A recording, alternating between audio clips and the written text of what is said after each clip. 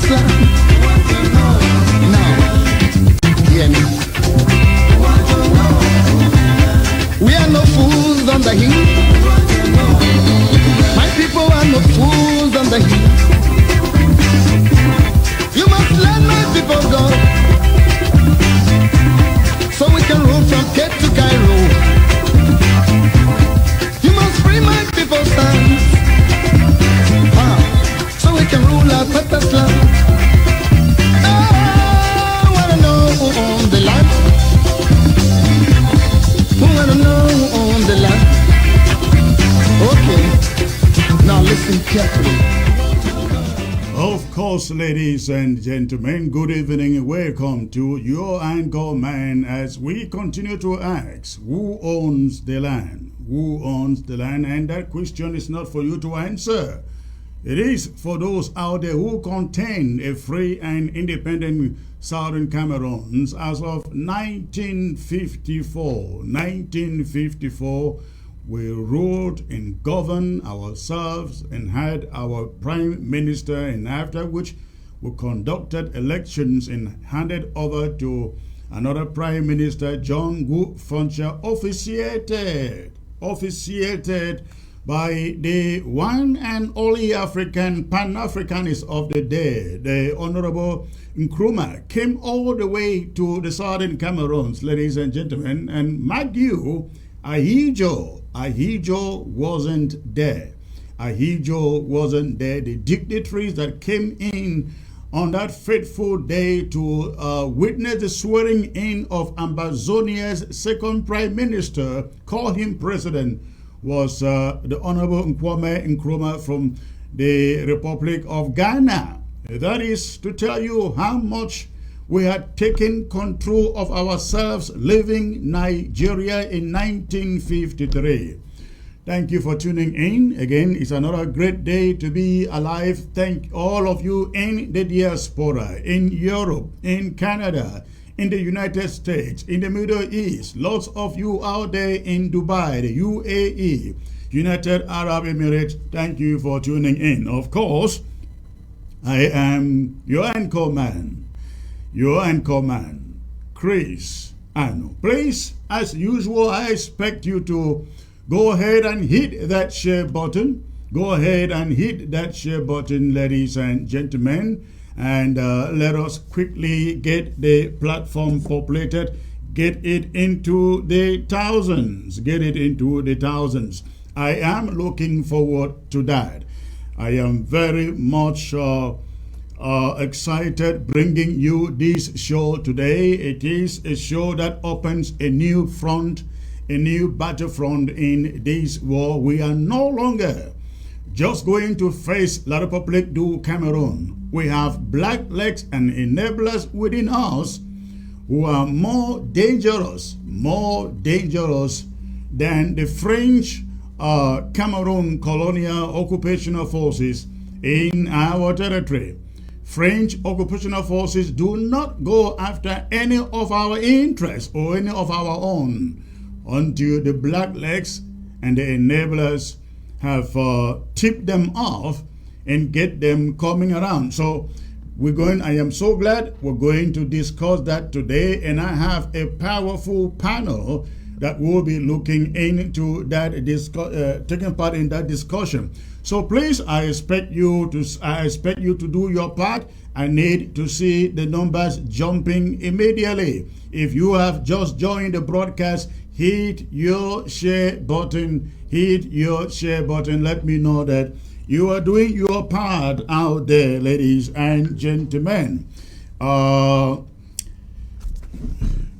I speak to so many people, and I see a lot of disgruntledness out there among our people, and they feel like the struggle is going down. Please, I must tell you, I have had reason to think about giving up, about surrendering, about just ignoring this thing and minding my own business. How many of you really know that some of us in the diaspora, we really don't have anything to go to ground zero to take?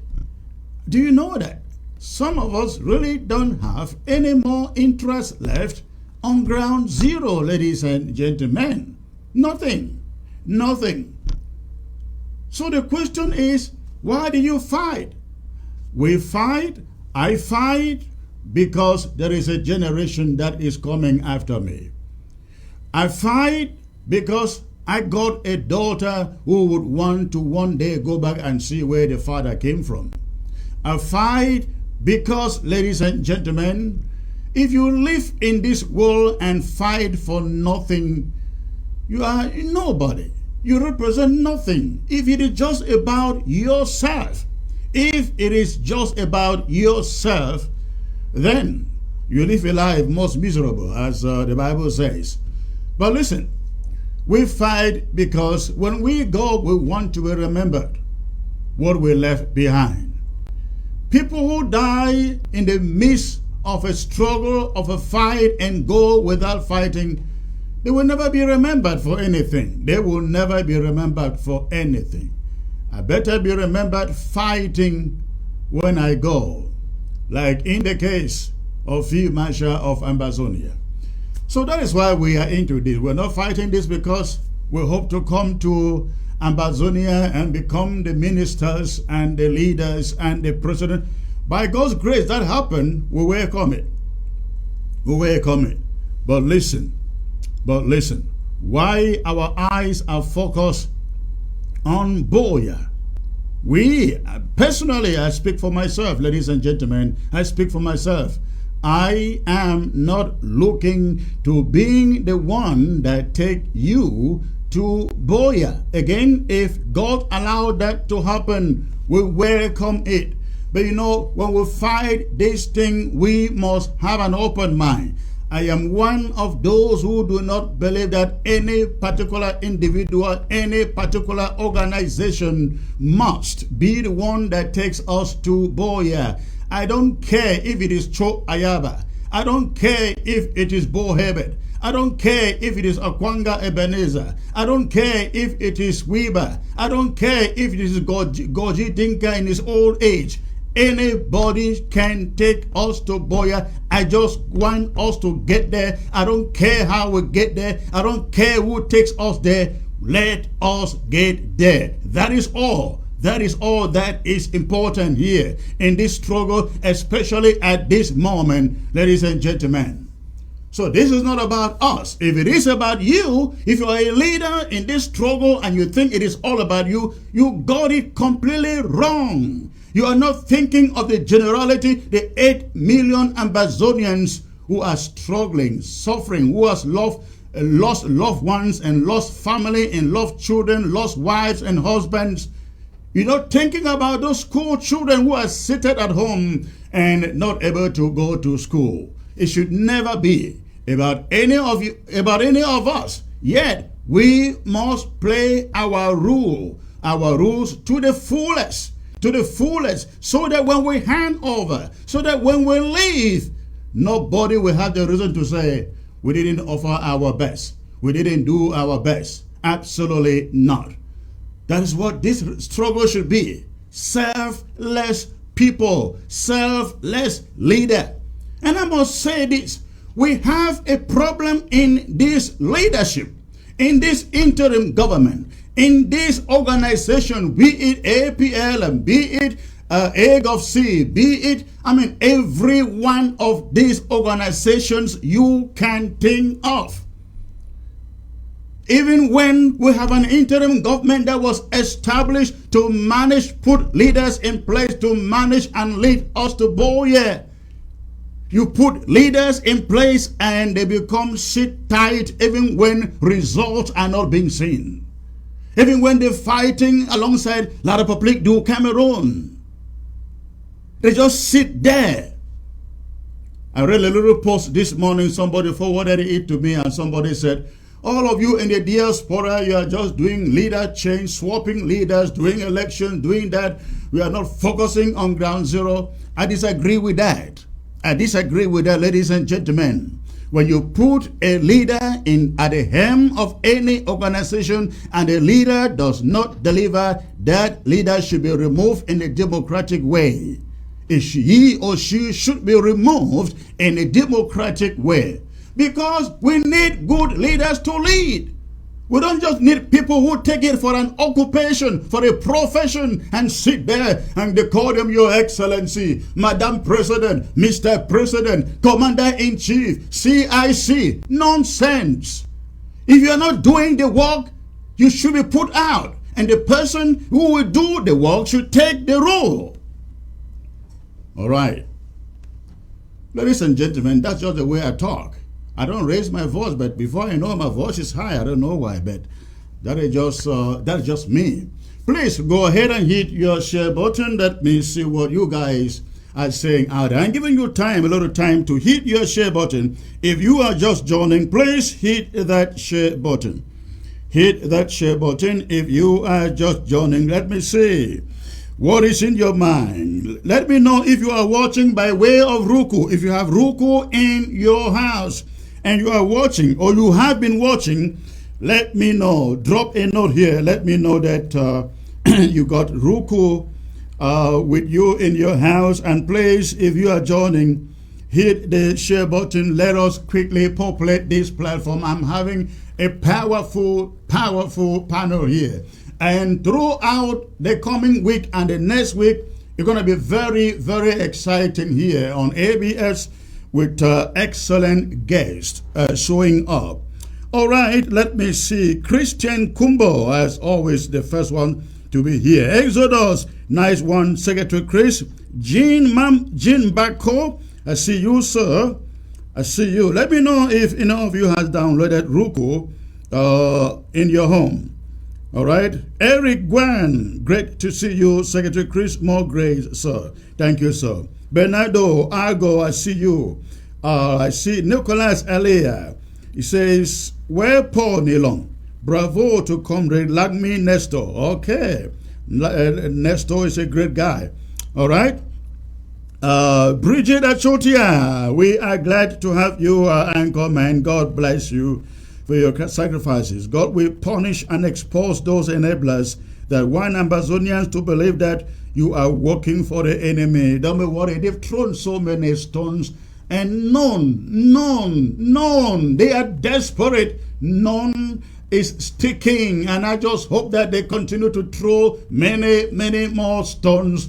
Ladies and gentlemen, after 6 years coming into your homes and your social media sets, after 6 years, I don't need to come to you, defend myself in any way, by any means, because I think I have been very, very consistent. Very consistent. So let them throw stones, and as many as they can, they return to them 100-fold. All right.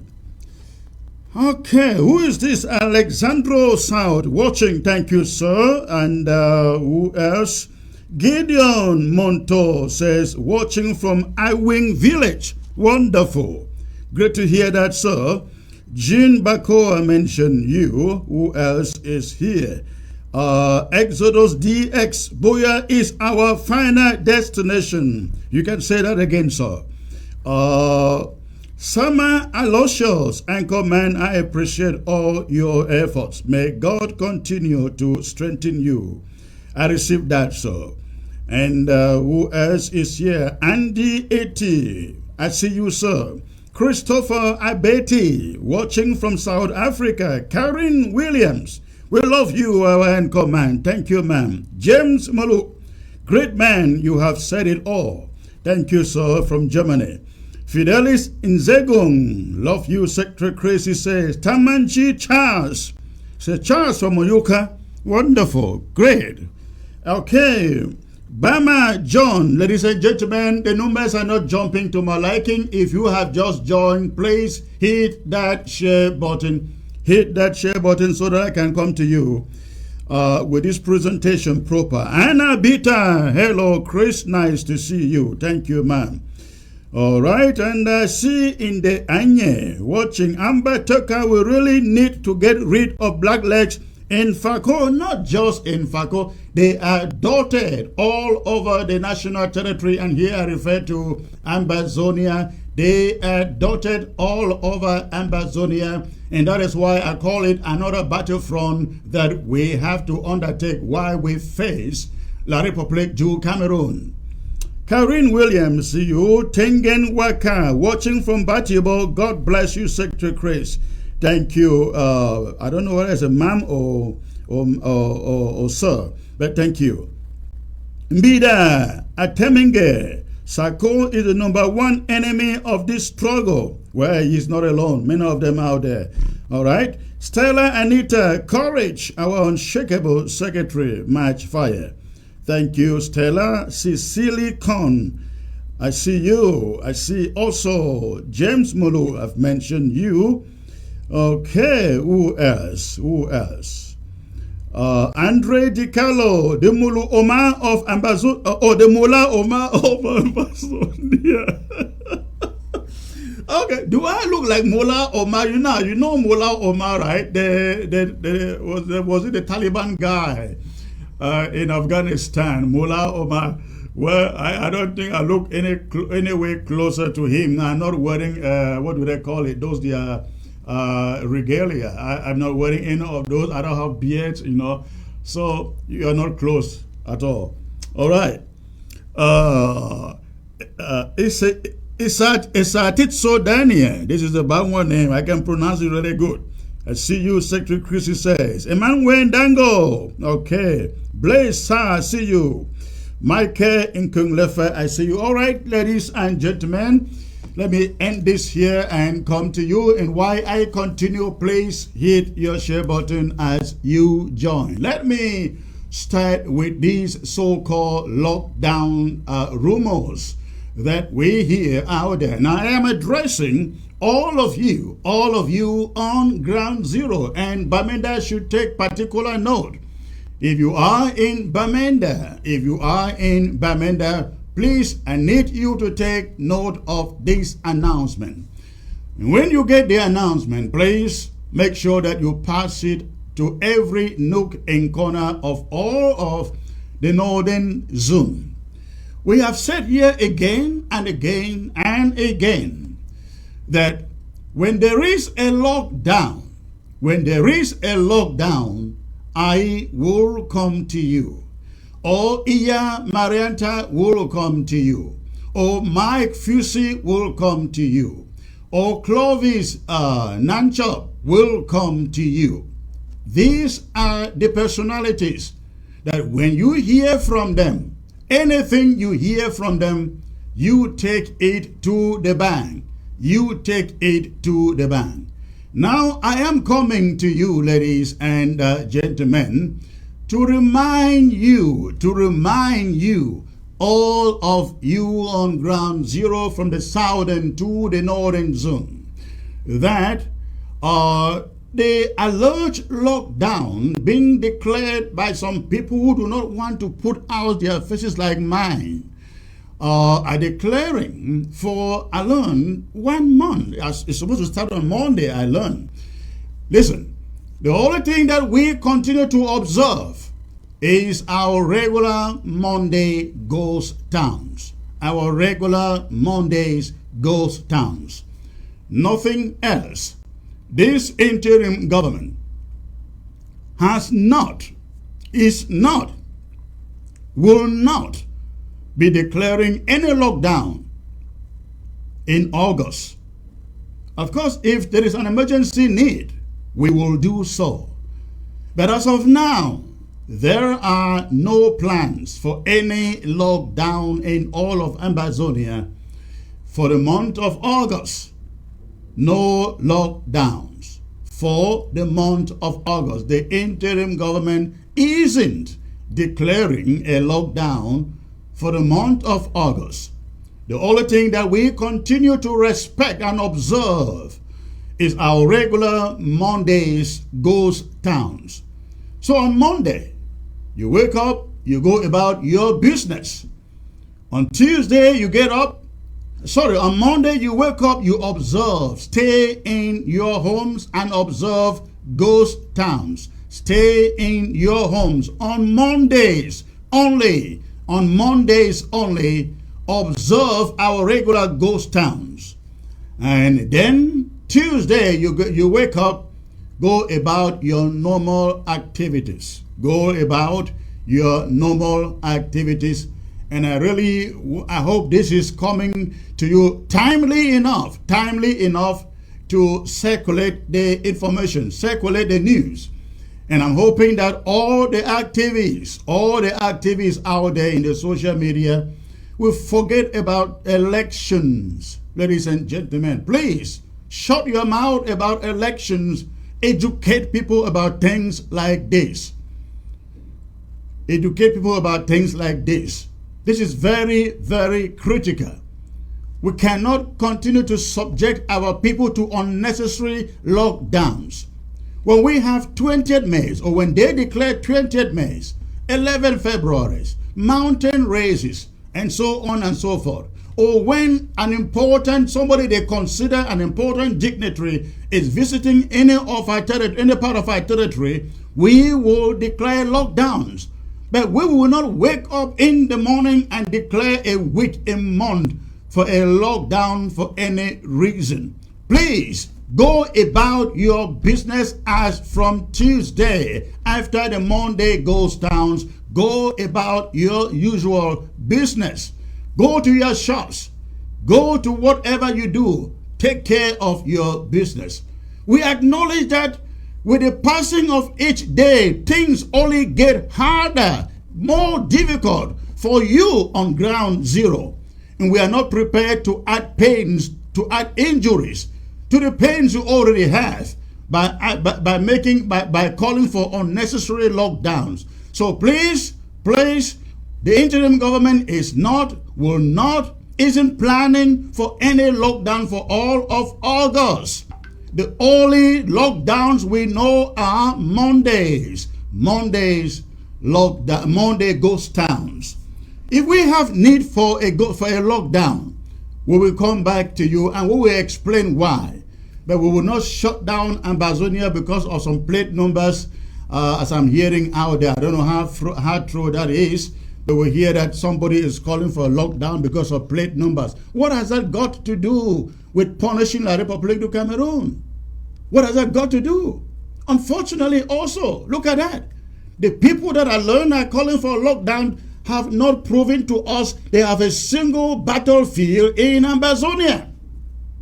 We have not seen none. We've not seen them conducted or carry out any offensive against La République du Cameroon invading terrorist soldiers. We haven't seen any.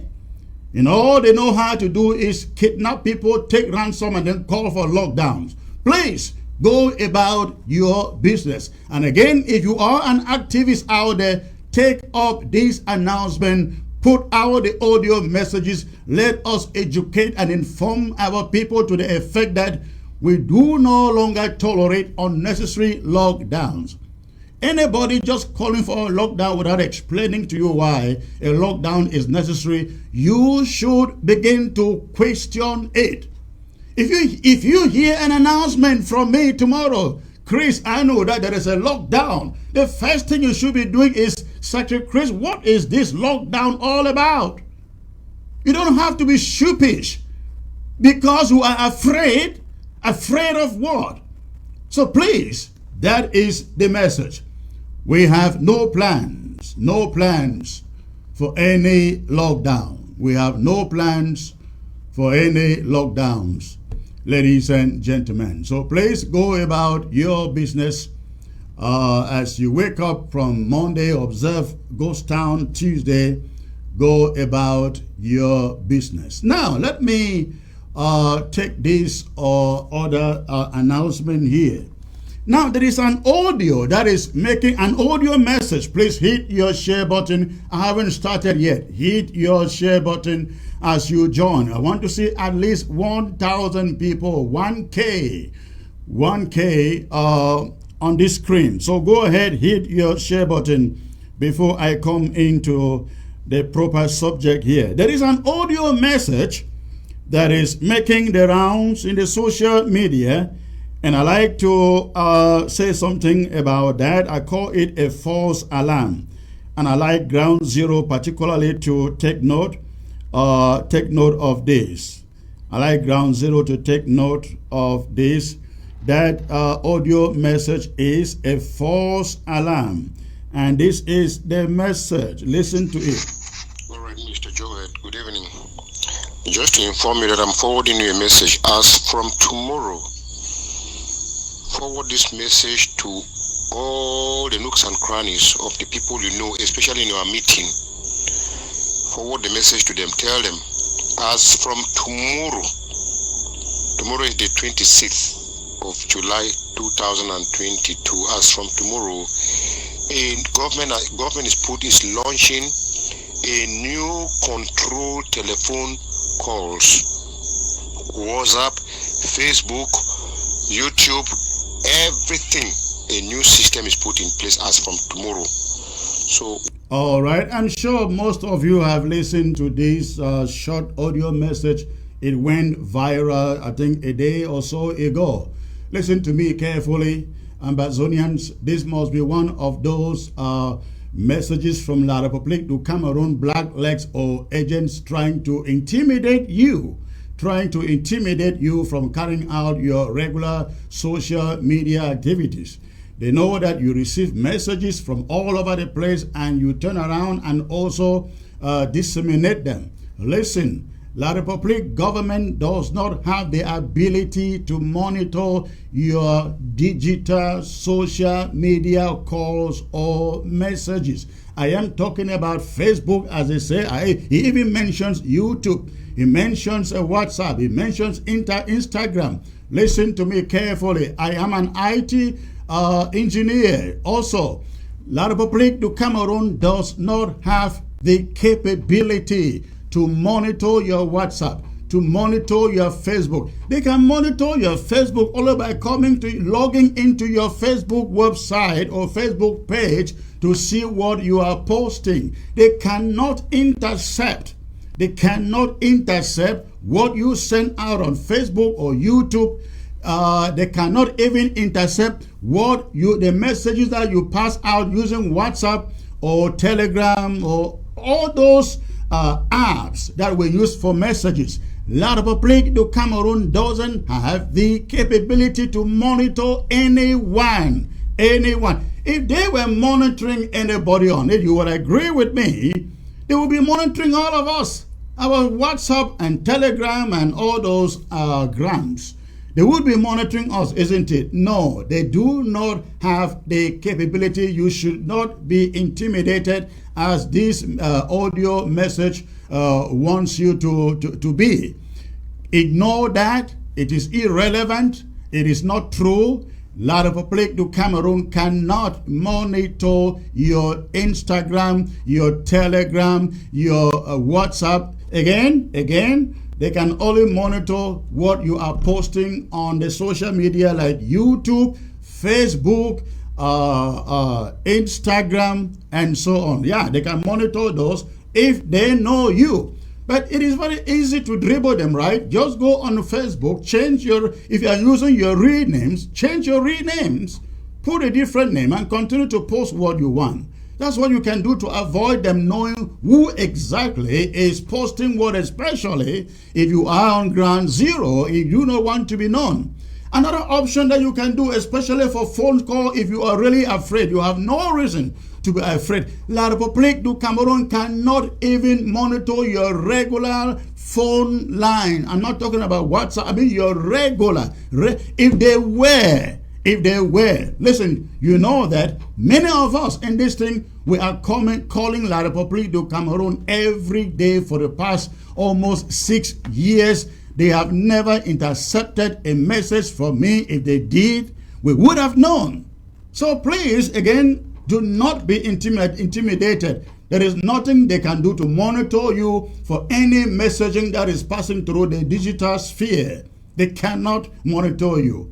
All right? Only somebody who knows you can take it and send to them and say, see what John or Ben or Sisi is posting. Other than that, they cannot sit in a small room somewhere and say, let me see what Anna just sent through her phone. Let me see what John just put out through her phone. No, they don't have the capabilities. They don't have, even most countries, I don't think any country in Africa, in that matter, has the capabilities. I think very few countries have those capabilities. Very few countries have those capabilities. Maybe China, Russia, USA, United Kingdom, all of Central Europe, maybe, but the overwhelming majority of countries cannot track what you are saying through your phone calls in Telegram, WhatsApp, and all those other apps. So do not be intimidated because they don't want you passing out information, messaging about the struggle, especially videos and pictures. They cannot get you. Keep it up. All right? Now, ladies and gentlemen, let me get to the real subject of the day here. Let me get to the real subject of the day here. It is very, very important. And before I get there, one more thing, please. One more thing before I take you to the real subject. And please hit your share button. Hit your share button. I don't like the numbers at all. I don't like the numbers at all. If you have just joined, go ahead and hit your share button so that I come to you proper with this broadcast. But before I do that, I just want to remind you that ABS is on Roku TV, as you find on your screen. Now, if you look at the icons there to the right, you see Bless TV, World News TV, you see GTV, Noliland, you see CGTN, Freeview, and then you see ABS. That is exactly the logo of ABS television on Roku. Now, if you look at the menu on your left, you see none, you see featured free, you see live TV, you see what to watch, and then search, and then movie something. Now, if you follow down that, if you go down that menu, you will see the word, or you will see the menu that is called streaming media. You want to get ABS, you click on that streaming media. When you click on streaming media, the search button will open. You type in the search button Africa Broadcasting Service, and then once you type Africa Broadcasting Service, you will see the logo of ABS as you find here on the screen, as you find there on your screen. And the moment, ladies and gentlemen, you find the logo on your screen, you can then download it into your system, into your TV. You click the download button or the installation button and download and install. Once you download and install, you will have this ABS logo among the logos that you have on your Roku, as you see right here. So that anytime you want to play ABS, you just hit that logo and it takes you live to whatever is broadcasting at that moment. We are appealing to all of you. We are appealing to all of you out there in Europe, in the USA, wherever that Roku works, you will get or receive ABS. Now, I just need to remind you, ABS is broadcasting, ladies and gentlemen, 24/7. 24/7. After we are done doing the live show, we are still broadcasting, bringing other news programs and documentaries, and sometimes movies too. Very, very educative programming.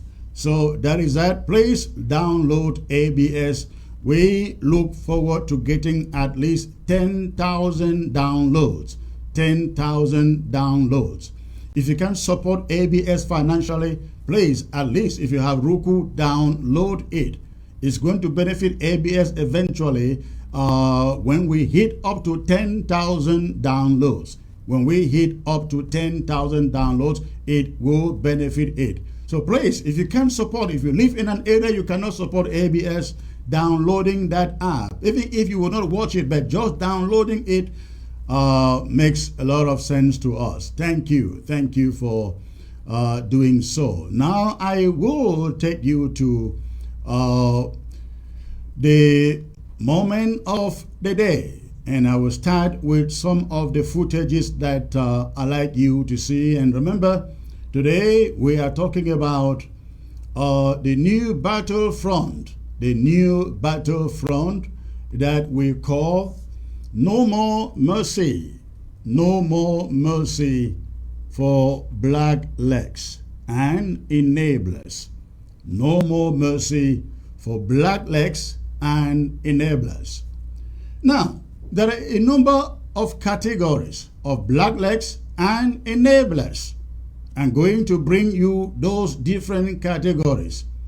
But one mighty area that I like us to look at today, focus on today, are these so-called cultural and development associations that we have all over Amazonia. In fact, every little village has a cultural and development association in Amazonia. Every little village, even if that village is made up of 20 people, they have a cultural and development association. The problem is that these cultural and development associations, they did actually serve the people at a point in time. But today, this time, it is not one of those times. And I will explain to you why. Please take a look at this. I'd like you to look at this, listen to this. Guti and Tombo converge in Bangem for an enlarged Kupe Moninguba Chiefs Conference meeting. Had a review of the activities, specifically our continuous quest for peace, continue to contribute in the economic and social development. The event, massively attended by CPDM party supporters, MPs, and elite, led by the head of state special envoy, the Minister Deputy Secretary General at the Presidency of the Republic, Elon Polche, was to present to the public the project for the rehabilitation and tarring of the 55-kilometer Bangem-Guti road. Guti, from the creation of the division, is not connected to Bangem, the divisional head town. So this is an opportunity. So I just came to inform the people that the President of the Republic, His Excellency Paul Biya, has approved the construction of the Bangem-Guti road. This project, which is very important for the socio-economic development of the Kupe Maninguba division. The chiefs, elite, and the population of Kupe Maninguba at large joined their voices to that of Minister Elon Polche in expressing gratitude to President Paul Biya. It has been our cry for too long, and we are very, very happy to see that the President has had his ears to the ground and he had his eyes on the way, so he was actually aware of the problem we thought were abandoned. Now we realize that he was actually aware and he has started taking actions. From the promise that the road will be constructed, our own duty now is to make sure that everything back in the field is ready for the project to start. This area we're talking about, the Bangem-Guti route, where the Bajo people, the Mbumo people come from, is a basin for development, economic development of the Bangem subdivision. The cocoa, the coffee, the plantains, and everything comes from there. But this has been the most enclosed area, but being the development basket for Bangem subdivision.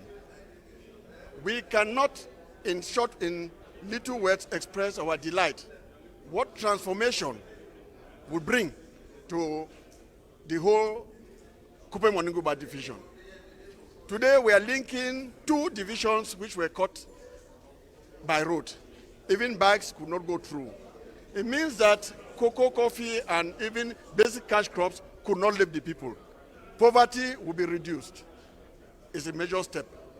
Other development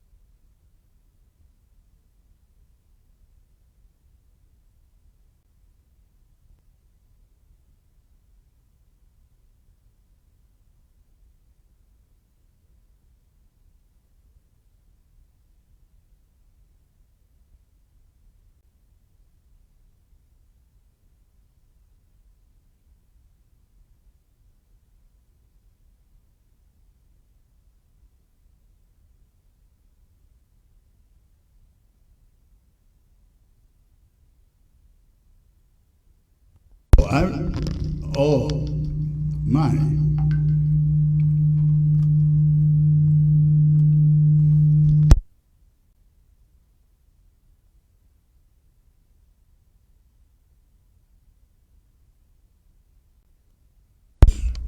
All right, my apologies, ladies and gentlemen. My microphone was muted. But I was saying, again, here they come. These faces you see here, the Chief Atem Ebako and the rest that you see there, these are bootlickers hanging in corridors in Yaoundé, begging for the crumbs that fall off their tables. And when they want to fool you in your local communities, they send them to come and tell you, Paul Biya has promised a road. Yes, Paul Biya, he has promised. He has promised a road that will link our towns ring. Come on. For how long does the head of state promise us roads?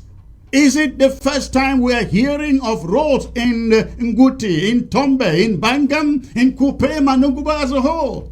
How about Mbonge Road, Kumbai, Mbonge Road, Kumbai, Kondo Titi Road? What happened to that? We don't even have a road that link their damn country to Bamenda. In these fools, they come down to your villages, to our communities, and they tell you the head of state. Which head of state? The living corpse that were found on television the other day? Ladies and gentlemen, which head of state? Anybody listening to this leak bookers, what cronies from La Republique du Cameroon and Coupe Manugube, you don't know what you are doing. But that goes back to my main point. The point of the so-called cultural and development associations led by the faces that you see on your screen. They are all over the place. They are all over the place. And they are sent to deceive and to spy on all of us. Now listen to this one. Listen to this other audio here from Paul Atanganji. So you can look at what is happening in the bushes.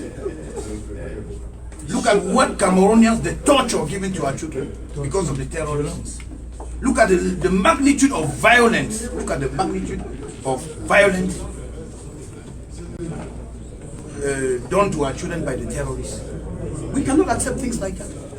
So the defense forces are here to protect the local population against atrocities like this. And we expect the NGOs to denounce these terrorist activities. But because they have received... Mr. Paul Atanganji, sir, the head of state has carried out more violence on those children that you are talking about there, more than the separatists and the terrorists that you're referring to. If you think that you will use that to placate anyone to turn their backs on the wall and come after you, you are wasting your time. But again, this is one of the ways, the methods by which they set up spies to monitor your activities, especially on ground zero. Now, we have seen this in Ngui. We saw that in Ngui about 3 months or so ago. That was in Ngui. Ladies and gentlemen, Ngui Cultural and Development Association. Ngui Cultural and Development Association. They use IDPs. They use schools. They use hospitals. We need to open up the hospitals. We need to open up the schools. We need to open, they try to use these schools and hospitals, infrastructure to destroy the war effort that we are carrying out against La Republique du Cameroon. It's not only happening there. Now let me come to the case of Libialem, ladies and gentlemen. I reported to you last Wednesday, that Libialem LGA had a meeting, a general assembly, called for a general assembly meeting last Sunday,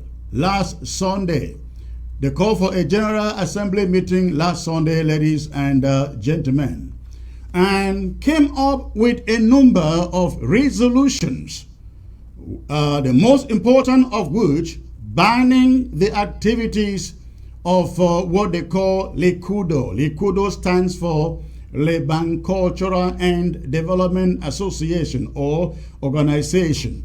Now, Leban Cultural Development Organization, Leban stands for Fontem. Essentially, Fontem is Leban. All of Fontem, with the exception of a little part, is all Leban. But you can say that all of Fontem is Leban. It's a fact. And so, now, Fontem is the biggest LGA in all of the BLM. Of course, that is where Menji, the capital, is based. A few days after they killed Field Marshal, and I mean it, when I say they killed Field Marshal, I mean they killed Field Marshal. These so-called Cultural and Development Association people of Leban, of Fontem, they killed Field Marshal. And do not forget, I told you the other day, we know all of them. I have their names. I have the names of those who paid the money. And I know those who they sent to carry out the deed. I'm going to call their names before possibly August the 13th. I will bring you their names. Money came from the United States, got to ground zero in Yaoundé. They added some. The money was paid to the killers last Monday. The killers went to Yaoundé, collected the money last Monday. One of them has actually bought a car.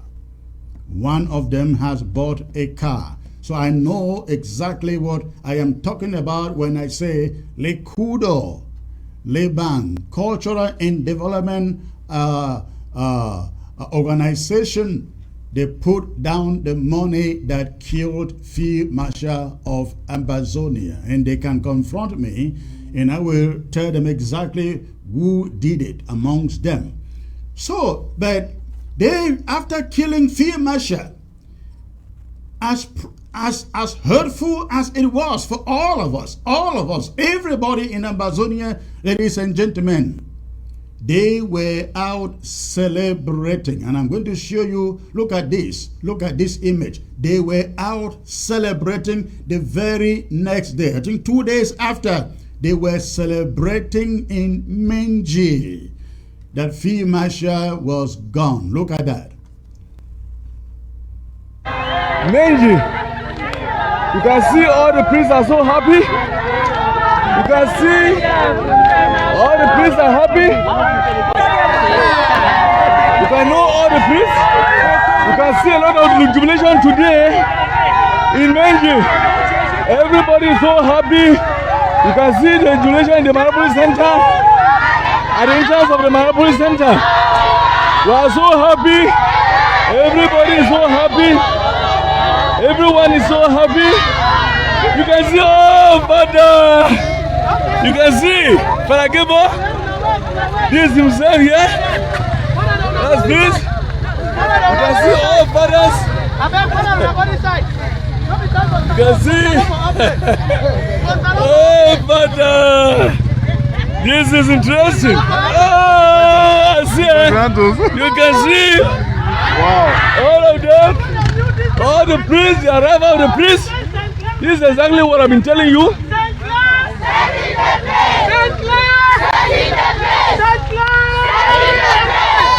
Amen and amen.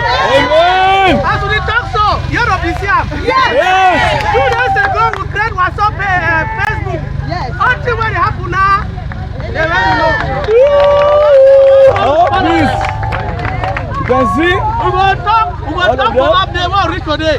Then now what you see, we're glad we go. Good. Then I will sing my own for welcome them. Mawe never know. Today you go know. Mawe never know. Today you go know. Ayo. Today you go know. Ayo.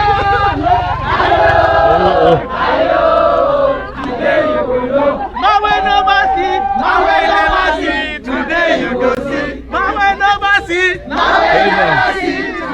There is a great joy today. There's a great joy today in Fontem, the arrival of all the priests in the Marapo Center. They have the Thanksgiving Mass tomorrow, as we have earlier told you. People said they were going to see before they believe. So people did not take us serious. But that's the truth. You can see the priests dancing. You can see all the priests dancing. They were going to see before they believe. People said they were going to see before they believe. And of course, they saw it. They saw it in the killing of Field Marshal. They saw it in the killing of Field Marshal, ladies and gentlemen. That was in a little, the outskirts of Menji, called Invo, I think at Mariapolis, where you have Seat of Wisdom College, Fontem. From nowhere, these people showed up in numbers. They said it was a celebration of their new Reverend Fathers. Of course, it couldn't have been a coincidence. And Likudo confirmed that it was not a coincidence. In a letter, a press statement that they put out right after this event, ladies and gentlemen, but they were celebrating, they were happy Field Marshal was gone. But that was not only that wasn't the only thing that they were celebrating. It was a sort of mockery. You know what happened? The very next day, Field Marshal was killed on July the 12th. On July the 13th, ladies and gentlemen, they sent children, they paid people to go clear the grass in the GHS, so-called government high school in Menji. They send people to go clearing it, and I will show you the pictures. Those are the pictures, ladies and gentlemen. That is, you can see, that is government high school Menji.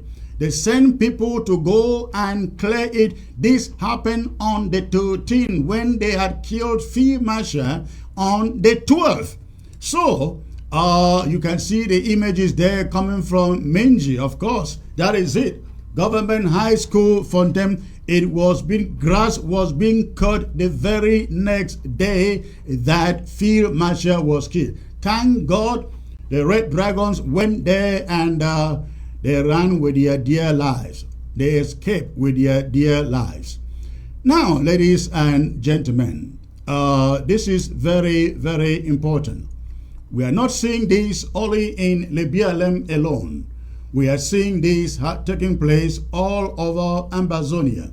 The new strategy that La Republic has put in place is to use the schools. Remember, September is coming, and their plan is to have every school open up in Ambazonia. They want normality. You know, ladies and gentlemen, when schools open up, normality has resumed. The war is over. That is the plan that La Republic of Cameroon has set out. And guess who they want to use to achieve this? The Cultural and Development Association. They come to you. We don't want our people suffering out there.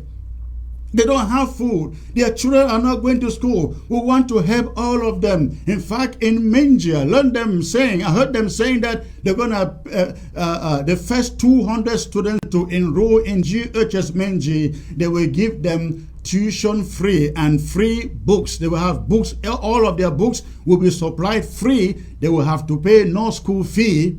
And they are doing this all over the place. But their own children will not be there.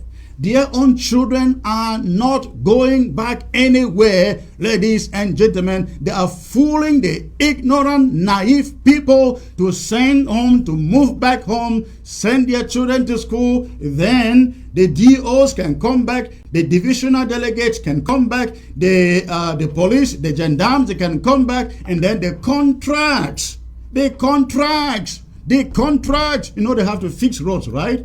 They have to build new infrastructure, right? War has destroyed a lot of things, right? It's a money-making business that all these so-called elite are running after. Fellow Ambazonians, listen to the sound of my voice. It is not about the people. It is about their bellies. It is about what they get. It is about what they pocket. It is about profit. It is about profit. That is what going back, opening up is all about. So let me read to you. Let me bring to you a letter that Lekudo sent out, to which Fontem LGA had a General Assembly meeting last Sunday and replied. This is what Lekudo wrote. The leadership of Lekudo wishes to announce that as a cultural and development platform for Leban, we have for more than 3 years, they have been working for 3 years to kill Phil Masha. Now listen to them. They didn't say this. That is my own paraphrasing now. But let me read their exact words here. He says, we have for more than 3 years today been discussing and consulting people of goodwill and stakeholders on the absolute necessity to resume normal life. Listen to that. Underline that. To resume normal life-sustaining activities within our homeland, within Fontem Demin.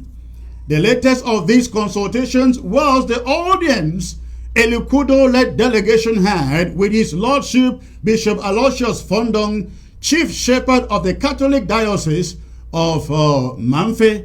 Now, this is what these guys are doing. They are using the Catholic Church as a proxy. They are using the Catholic Church, employing the Catholic Church as a proxy, so that we will say, you know, it's a church. It's a church. Why not allow the church to do what it has to do? The church doesn't harm anybody. The church is praying for people. The church is taking care of people. The church. Be very, very watchful. And here, let's not make a mistake. It is not just the church. It is the Catholic Church. It is the Catholic Church, ladies and gentlemen.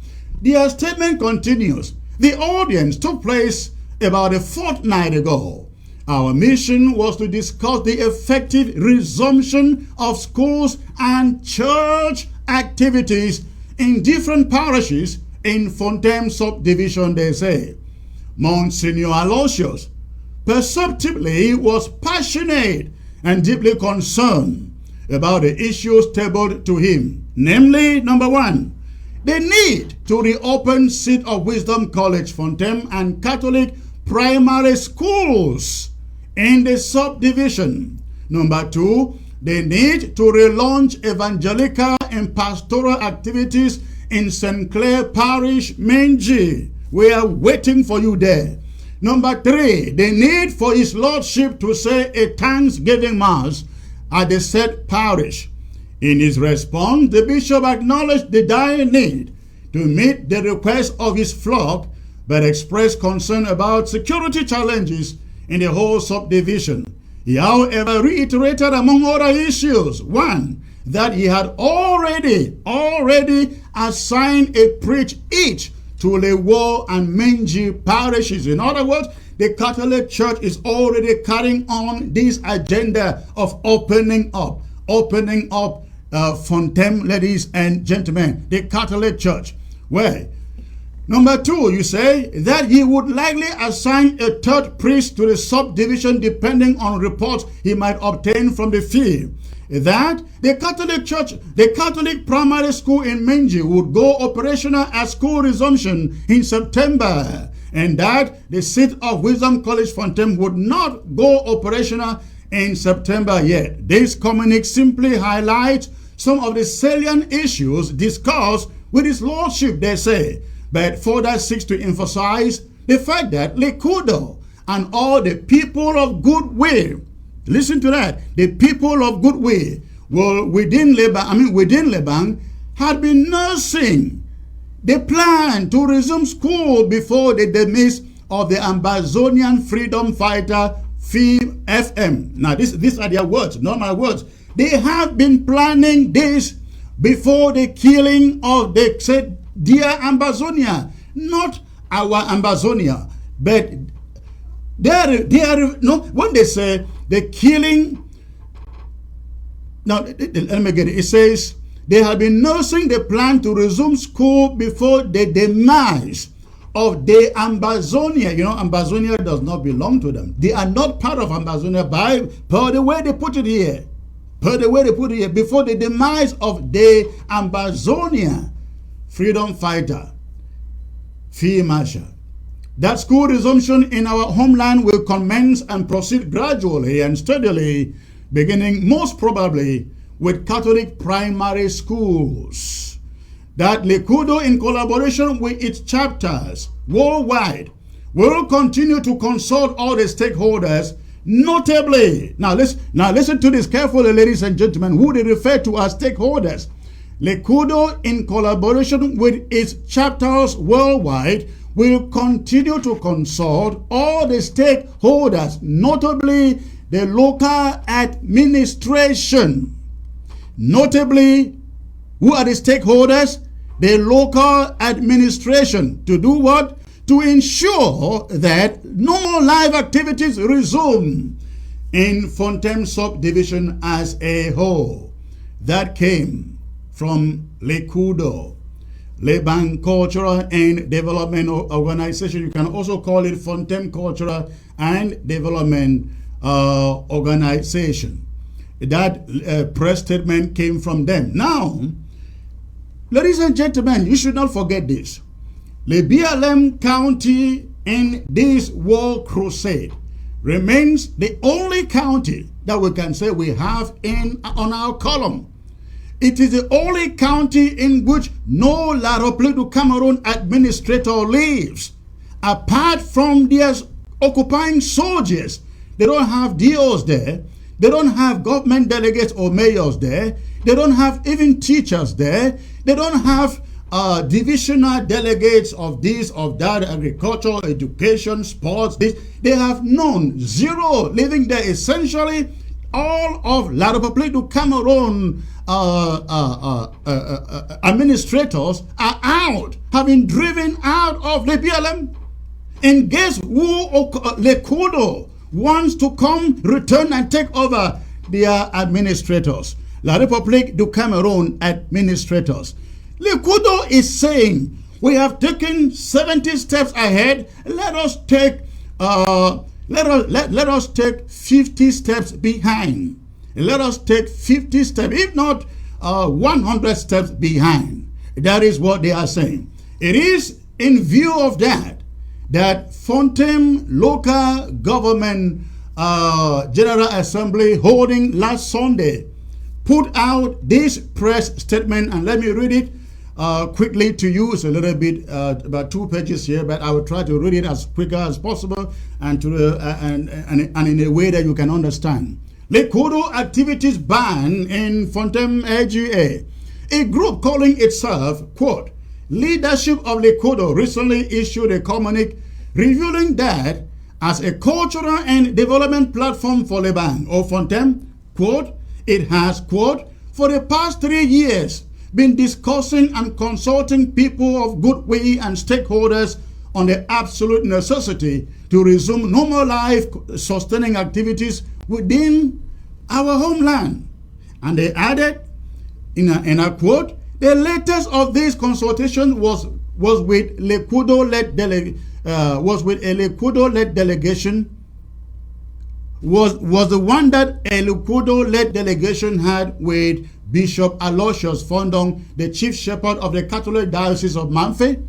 Now, let me move forward.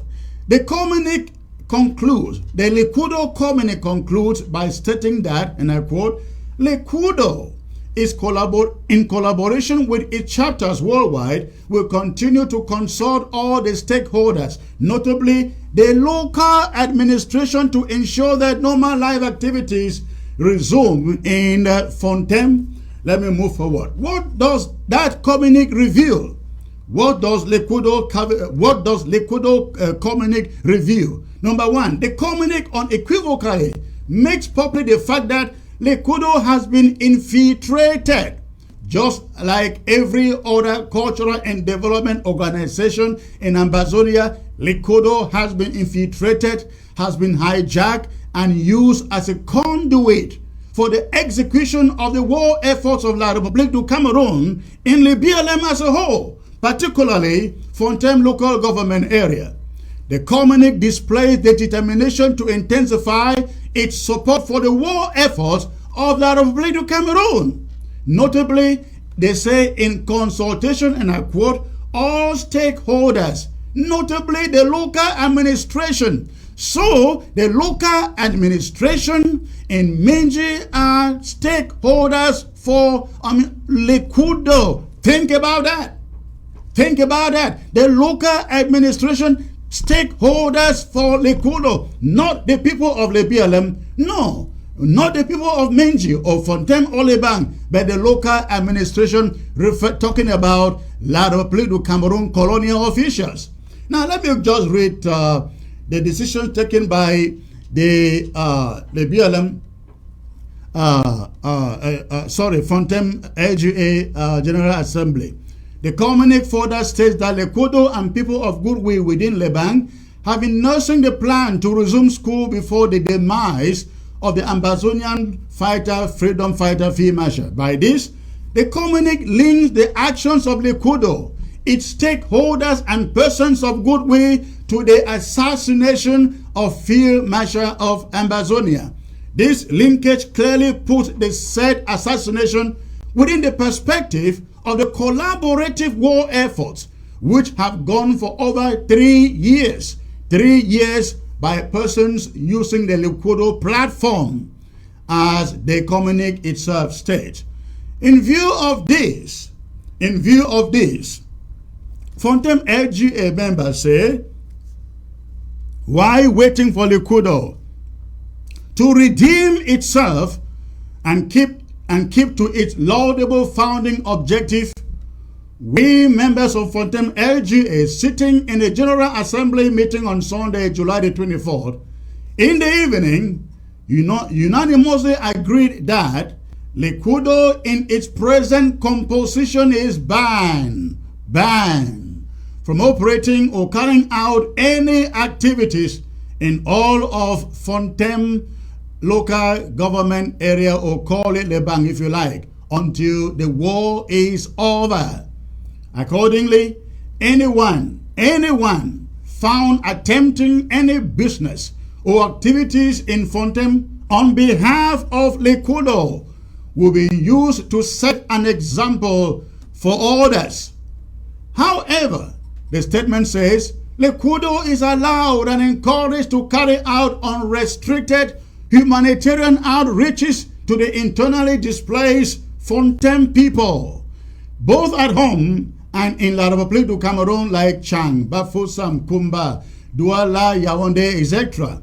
Not forgetting our refugees in Nigeria and detainees in the many La République du Cameroon prison centers. This is the one most needful thing in a war situation, and Likudo can take up that. The Catholic Church is banned from conducting Sunday services. Listen to me, ladies and gentlemen. The Catholic Church banned from conducting Sunday services anywhere in Menji.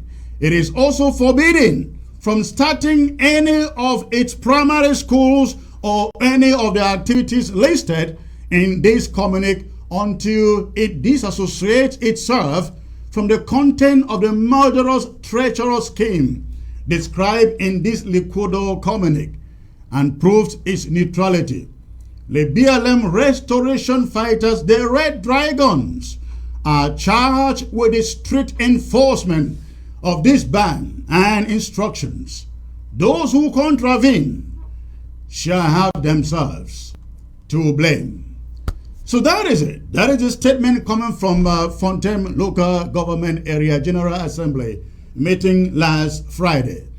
I am really hoping that every LGA or county in this struggle that mean business will follow the example of Fontaine Local Government Area and pass a ban on every cultural and development association operating in Ambazonia at the moment, because is a beehive, ladies and gentlemen. It's a beehive for spies. Spies sent into our midst from La Republic of Cameroon.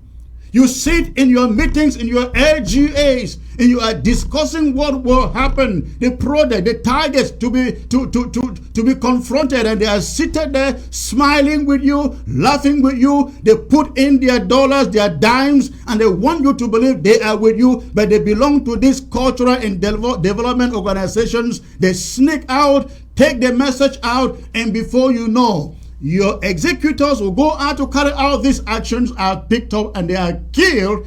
You are wondering how it happened. They say they care for IDPs. They care for the condition of the people. If you care for the condition of the people, the only thing you can do to help your people is to demand. Put a demand. If you are not cowards, put a demand out there to the regime in Yaoundé to take out their soldiers out of our communities. They are not invited. They were not invited. The people left your communities, not because Amber Boys, as they call them, put them out. They left when La Republique du Cameroon soldiers came in, burning down our settlements, killing our people. Over 40,000 of them have been killed, and over 400 settlements grounded, burned down. You are there running your mouth, telling people, let's go and open schools. Who is building those schools? Who is building the schools? La Republique du Cameroon? Money from Paul Atanganji or from Paul Tasson? Where is reconstruction money? And where is reconstruction, by the way? You are pushing people to go to the war zone and die. Where I pray your own children go there first. Please, if you're listening to the sound of my voice on Ground Zero, they want you to take your children back to any locality in Ambazonia. Tell them to go there first, and you will follow. Yes, let them get there first and tell them you will follow them. I wish I had more time to really take on this, but let me bring my panel in. I'm so sorry that I kept you waiting for so long. Let me start here with the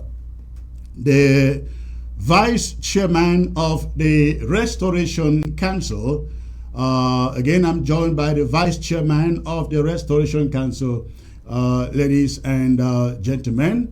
The Honorable Chris Ajua, and the Honorable Chris Ajua happened to come from the BLM Fontem local government precisely, and he happened to have been in this meeting where these resolutions were arrived at.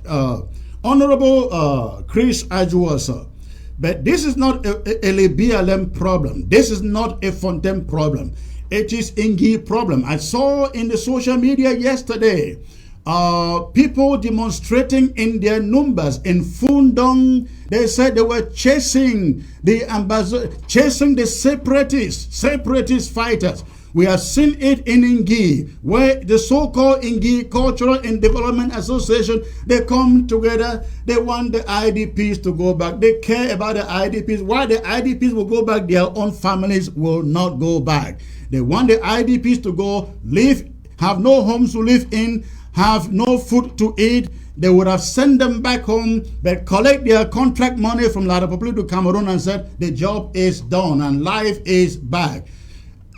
I have called this a new battlefront.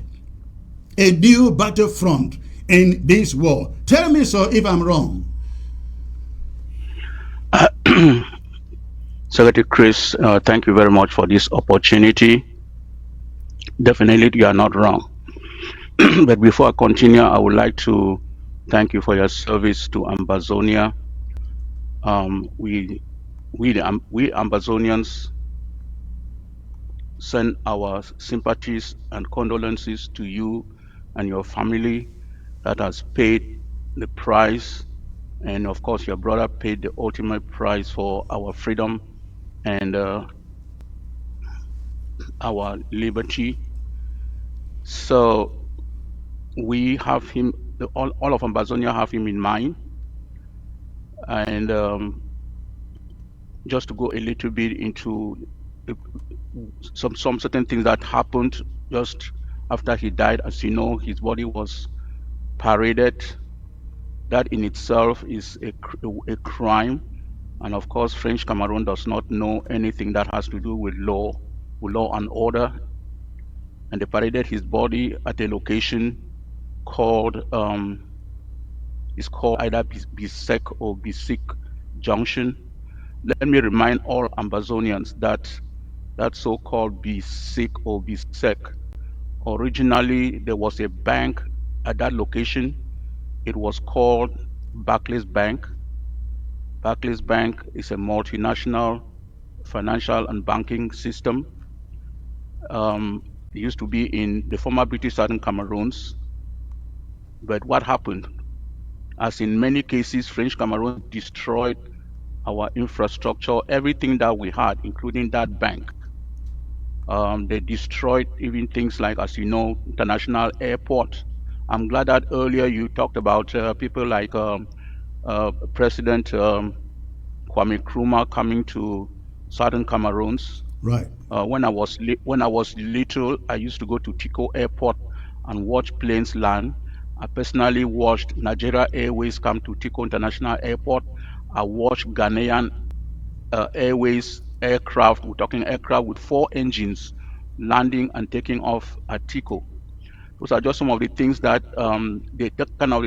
French Cameroon has done to our people. And there has never, I'm talking about the destruction that they have caused us to lose until now. And let me go back to your question about the meeting that we had. About that meeting, the decisions that were taken, I think no decision are taken based on the fact that everything that Lukudo is doing right now is being on the wrong side of history, totally on the wrong side of history. Essentially, the most damaging part of it is this idea of bringing things to normal. When they talk about normalcy and they talk about, they mention stuff like the administrators. What they are talking about is bringing French Cameroon administration back, whether from the military side or the civilian side. We're talking about their SDO, their DOs, their court systems, and their state attorneys. They are talking about everything that has to do with running the county, and of course the LGAs to go back to normal. Essentially, they are actually giving up. That is another way of saying we are giving up to French Cameroon. When you say you are bringing things to normal, it's like saying, okay, the war is over, everything is now normal. We're going back to where it was. So it's essentially surrendering. They are simply saying we surrender to French Cameroon. That's essentially what they are saying. But Ambazonia will never surrender, because we have vowed that we will fight even up to the last man or woman standing. So that is what is happening right now. Let me mention a few things also, according to the response that the General Assembly gave. We know the role that the Bishop Fondong is playing in this whole matter. It really puzzles me, and I cannot understand why the church that is supposed to be the epitome of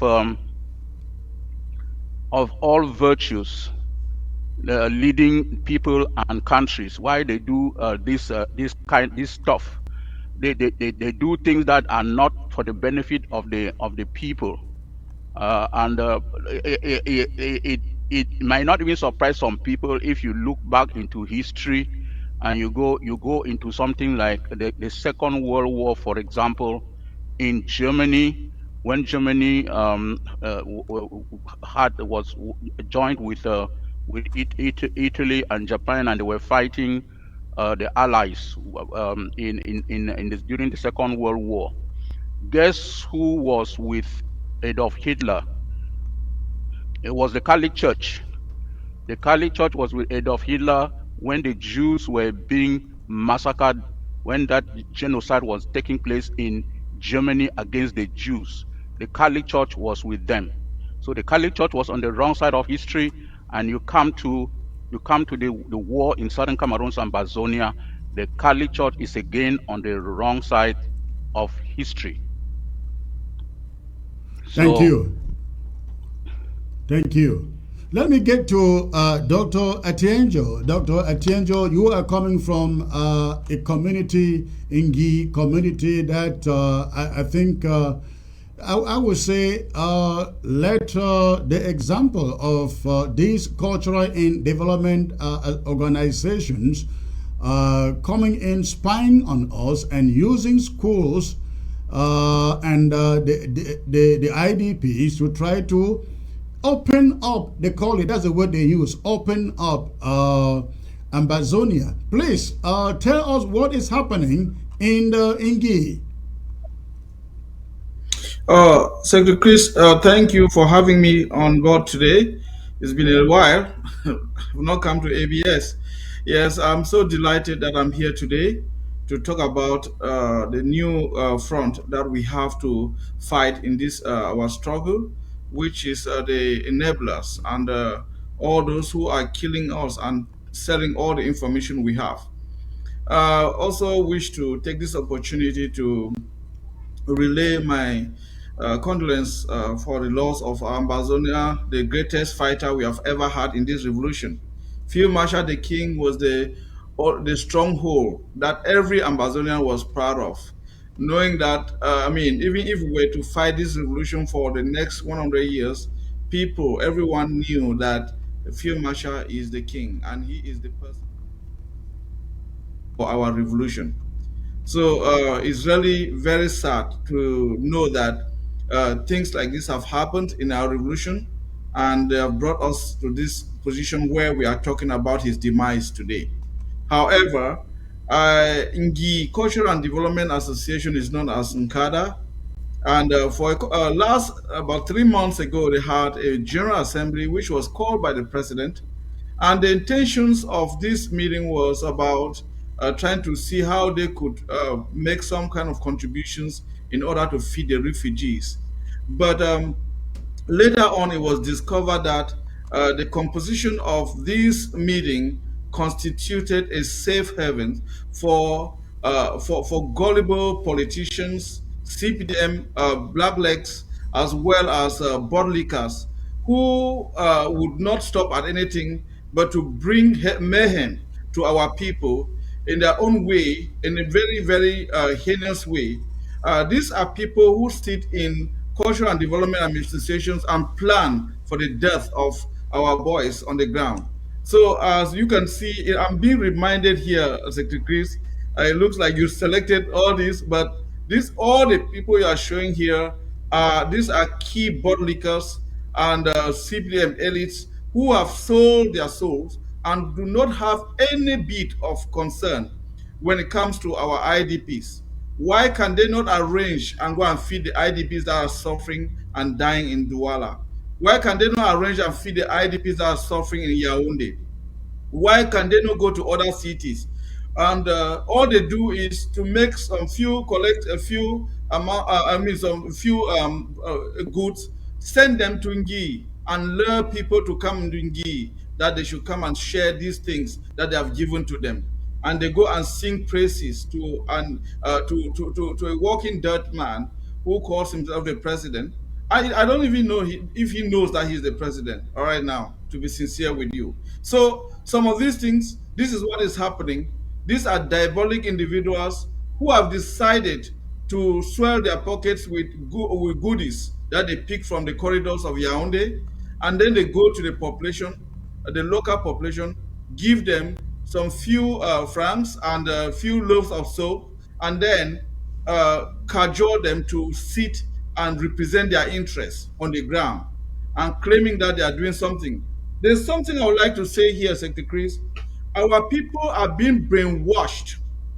We are in a developed world where we are enjoying. Normally, if you go in every area where development is about to take place, the first thing that goes to that area is water. The second thing that goes to that area is roads.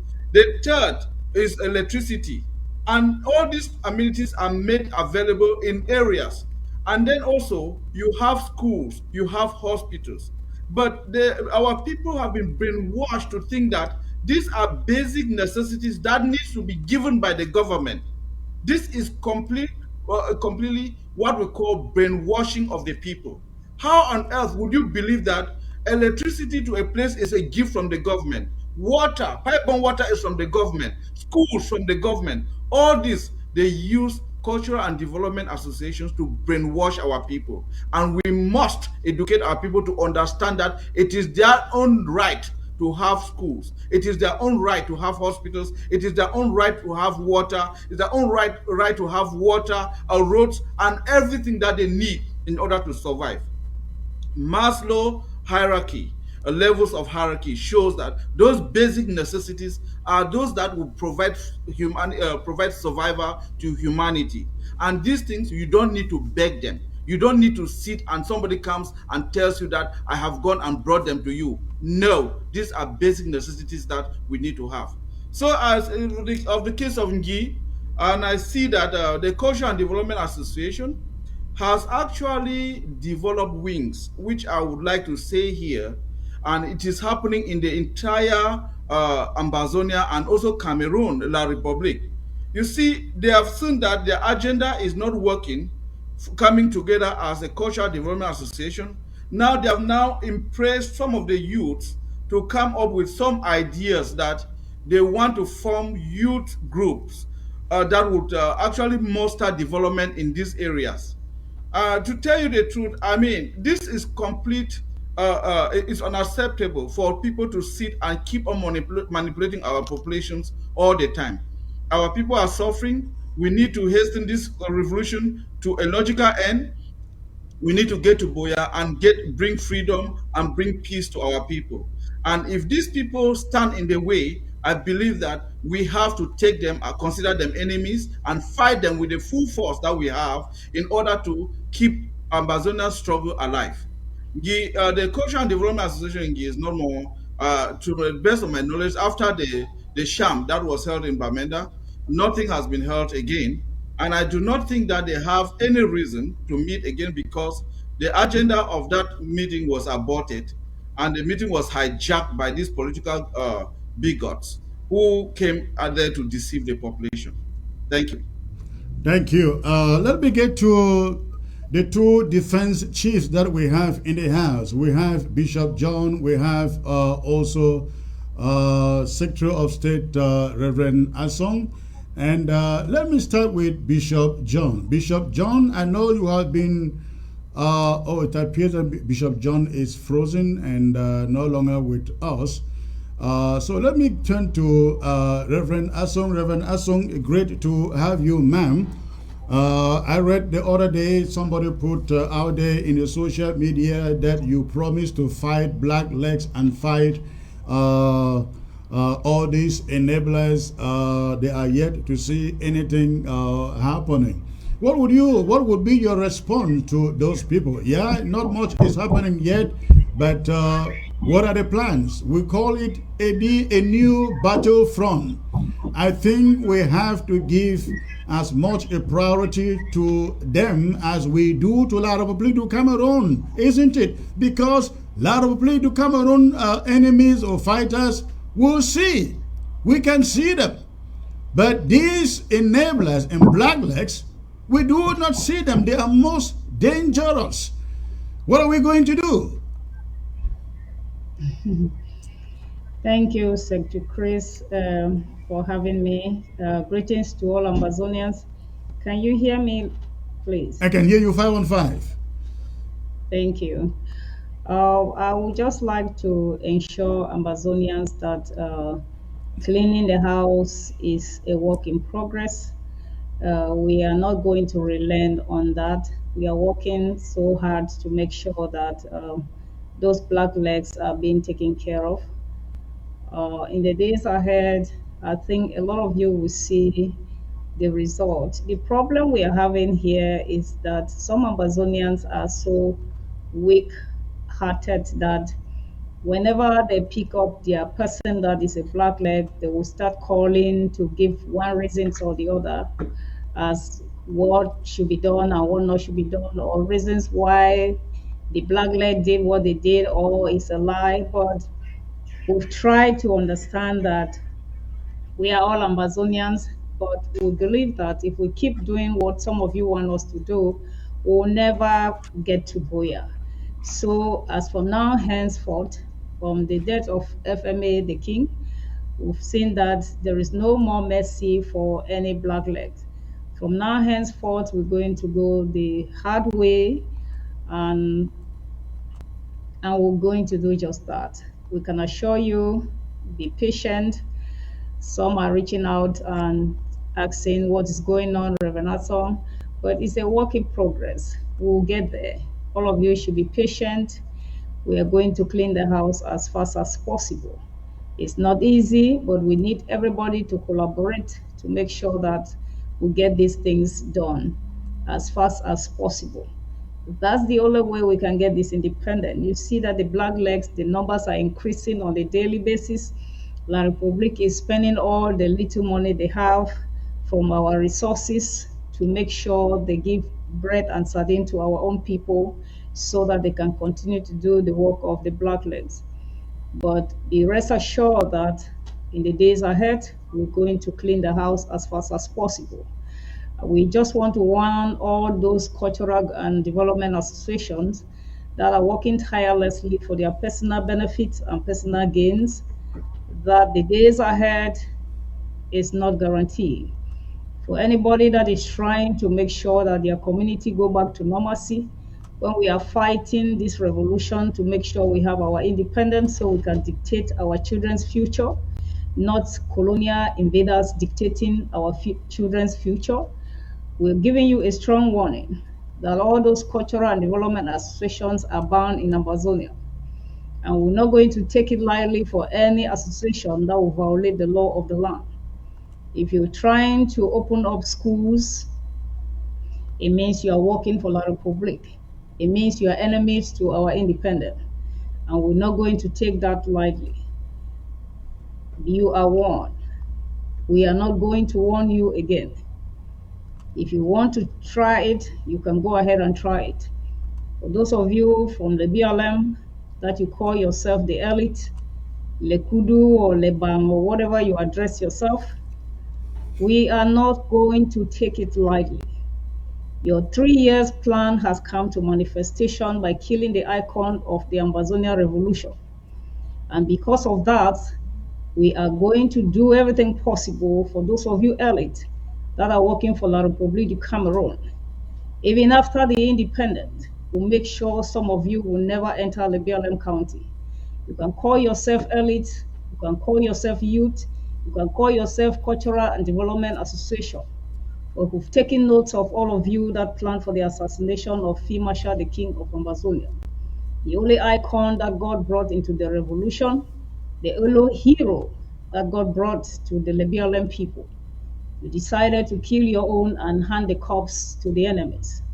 We consider all of you as enemies of the Amazonia Revolution. And in the days ahead, even after 20 years, if it will take us 20 years to have this independence, we consider all of you elite, the chiefs, the funds of the BLM, especially those from Fontem that mastermind the killing of FMA the King, the only son of the BLM that God used to transform the revolution of Amazonia, the only son of the BLM that God gave the talent to produce us Lefangse and Asumanyi and Kange. The Leban people decided to mastermind his killing because of their personal gains and interests. We can assure you people that you are enemies to all Amazonians. From henceforth, wherever, whenever we get this independent, you all will be enemies to Amazonians. You will never step your feet. And those of you funds, let me send this warning to you. If you think because FMA is dead, you are going to return back to your palaces, I can assure you that you will regret if you take such decisions and go back to your palace. Even if the Red Dragons are not going to do it, know that you have hurt all Amazonians, 8 million Amazonians. You thought FMA was just for the BLM people? Try it and go back to your palaces, and then you'll see what happened. We can assure you that the BLM cannot go back to normalcy. Even if the fighters in the BLM are being bribed, we are going to bring Amazonians into the BLM to make sure they make the BLM ungovernable. That is our mission, and nobody can stop it. We're going to have this independent, whether some of you like it or not. And then some of you say that FMA chased you out of your palaces. That is a lie. You abandon your people. You ran away because of your personal interests and gains and greed. And you turn around and said FMA, the king, drove you out of your palaces. May the Lord judge all of you, but I can assure you that though you are happy and you're celebrating, for those that will temper to open schools in the BLM County, you will not like what will happen to you. For those that will temper to send their kids to school in the BLM County, the Catholic Church is supposed to be there to protect the people that God has given to you people to preach unity, love, and transformation of the mind. You are busy conspiring with the enemies to kill our people. If you dare open your schools, we'll consider you as enemies of our progress. And we're not going to take it lightly. We're warning you for the very last time. You are banned in the BLM County. Thank you. Thank you, Reverend Asom. Let me go back to Honorable Chris Ajua. We all know what is happening here, what La Republique is trying to do here. This agenda is happening in all the LGAs, all the counties, because La Republique wants the world to know desperately that not just in the inner cities and towns is life going on, because the bulk of Amazonia lives in the rural area. These LGAs, when nothing is going on there, for as long as nothing is going on there, you can say, yes, war is on. If they should succeed to get normal live activities, as Likudo calls it, going back on in these localities, La Republique has won this war. Am I wrong? Honorable Chris Ajua. Yes, Secretary Chris, before I come to that part of your question dealing with how La Republique will look at the situation on the ground to declare that they have won the war, I want to go back to a few things that we talked earlier. And I'm going to start by referring to something that Dr. Atienjo mentioned about services or help to people on the ground. We are talking our IDPs, we are talking about refugees, and anybody that needs, our people that need humanitarian help, even on ground zero. Lukudo can do that. They can do that, and they can do it well. But that backdoor tactic that they are trying to use to destroy their secret agenda is to destroy the revolution in not only Fontem LGA but in the BLM, and by extension the whole of Amazonia. We cannot let that stand. A few other items that I want to talk about before I come to La Republique consideration regarding situation on the ground is this. You have heard how in Kupe Mwanenguba they are deceiving people that the road is going to be dug from Bangam to Nguti. Right. How many times have Fontem LGA people, the BLM people heard the same story about roads being dug from Chang through Menchi all the way to Bakaba, yes. and it's going to be a four-lane road and all that stuff. And during their fraudulent fake elections, they bring caterpillars. They bring caterpillars and come and put them at strategic locations in our counties. And then as soon as those their elections are over, they take the equipment away. And has there ever been any? Have they ever dug any road from Chang to Bakaba for how many years? 40 years, 50, 60 years? There is no such thing that they have done. And before I come back again to the view of French Cameroon with respect to international community, let me remind Ambazonians about something concerning also the Catholic Church. If you all have been listening to the news, the Pope Francis right now is in Canada apologizing for what the church did to call it the indigenous people of Canada or the people of Canada. He went there to apologize. But guess what? He did not apologize for the Catholic Church. His Right. apology was for Christians. Christians. And when you use that kind of language, is he referring to Anglican Christians? Christians, in other words, let us say Christians of the Church of England? Is he referring to Christians of the Methodist Church? Is he referring to Christians of the Presbyterian churches? What kind of Christians is he referring to? Why didn't he say very directly the Catholic Church?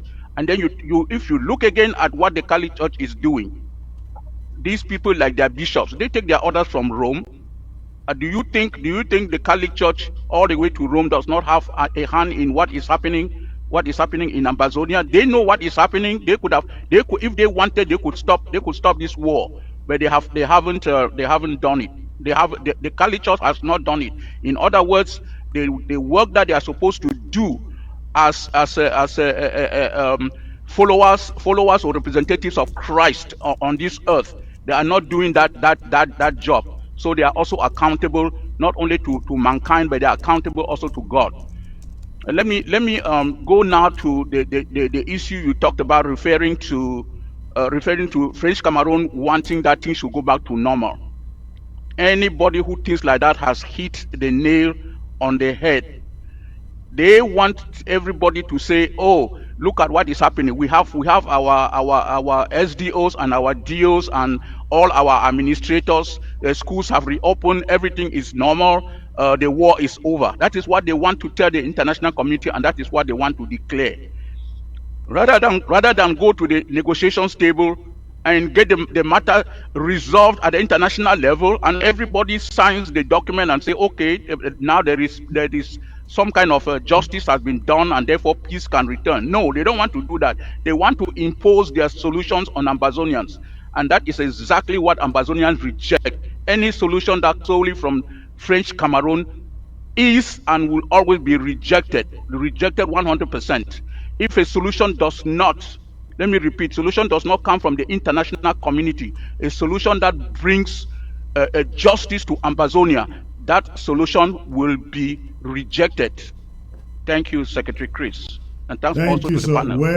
Well put out there, Dr. Atienjo. I believe you have the same view. All this that we are hearing about schools, IDPs, and all these bootlickers coming from La Republic and telling us they care. It is all about giving Cameroon the victory that they have desperately been looking for since 2016.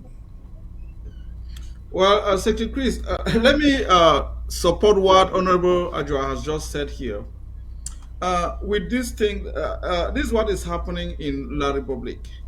They call the politicians and those like the section presidents, the councillors, mayors, parliamentarians to Yaoundé, and they talk to them about a developmental agenda, that they should propose developmental projects in their different localities, and they set them into a competition. You see, what is happening with Lekuda and happening in Fontem is the same thing that is happening in Kupe Maningoba, happening in Gi, happening in Bengui, Mekuda, Moramo, and everywhere, everywhere you can name it. These politicians have been sent back to their own constituencies to go and deceive people with promises. And these promises will be include electrification, pipe-borne water, roads, and so forth and so on. And then once they go and deceive these populations, they come back and give a report to them. And what is happening is that the population, with all this hope that is never going to they're never going to experience, go back and start criticizing this revolution, saying, oh, we would have gotten a road, we would have gotten electricity, we would have gotten water, if not of this if not of the struggle, and put people in a position where they start criticizing and now they become enablers. That is, you indirectly involve them to play the role of enablers without even them knowing that they are doing. Because if you go to villages, you go to all these areas, you see people who are talking certain things about this revolution that they do not know anything about. So that is a trick that is triggered to all. It's being spread to every area, so that the local populations are brainwashed to think that the government is out there is out for them. The government has everything that they're going to give to them. The government. Just listen to what happened with the Kupe Maningoba. One of the speakers said that they did not know that the president has been listening to them. Where is the president that is listening to them? The man we saw the other day on TV, is that the person listening to them? This is ridiculous. So that is what is happening. And if they succeed for these schools to resume, if they succeed to brainwash the populations, they will go back with the news. And they will go. That's why you see them going out with motion of support written by elites of different localities, saying that President Bobia is the only president they want in their life. They want him to run even after 2030. They want him to run after 2035, and so forth and so on. So the government of La Republic would say, yes, we have succeeded. But the thing is this: we are not going to sit here and watch them deceive our people. We have to declare, we are declaring a war against all enablers. If you call me up again, I'm going to come up here with we'll classify the enablers that we have. We have different categories of enablers in such a way that we have to be very careful. And if we are not, a lot of things are going to happen to us. And if we do not take care of these enablers, then this revolution is going to be at a standstill. These people are wicked, and we must clean the house in order for us to for our revolution to move forward. We keep on giving a reason for La Republique to celebrate every day, because enablers are selling us in every form. They kill our boys, they help in deceiving our people, they go around and cause mayhem, bring mayhem to our populations, people settling their own personal scores just because of their ties with La Republique. We need to put an end to this, and if we don't, then this revolution is not going anywhere. That is why this revolution needs a revolutionary leader. We do not have a country yet. We need to work as a revolution. We need to work as revolutionaries, and we have to to execute a revolutionary agenda for this revolution to get to where we want. My pastor in church preached about 3 weeks ago, Secretary Chris, that the reason why June 10th is or Juneteenth is celebrated in the United States. Slave trade was abolished. It was a year, I cannot give the year exactly, but it was in the month of January in the United States. And some of this is when Abraham Lincoln was the president. And some of these slave owners in Texas refused after the Congress of the United States voted to put a law. They took a law which was enacted that slave trade is abolished.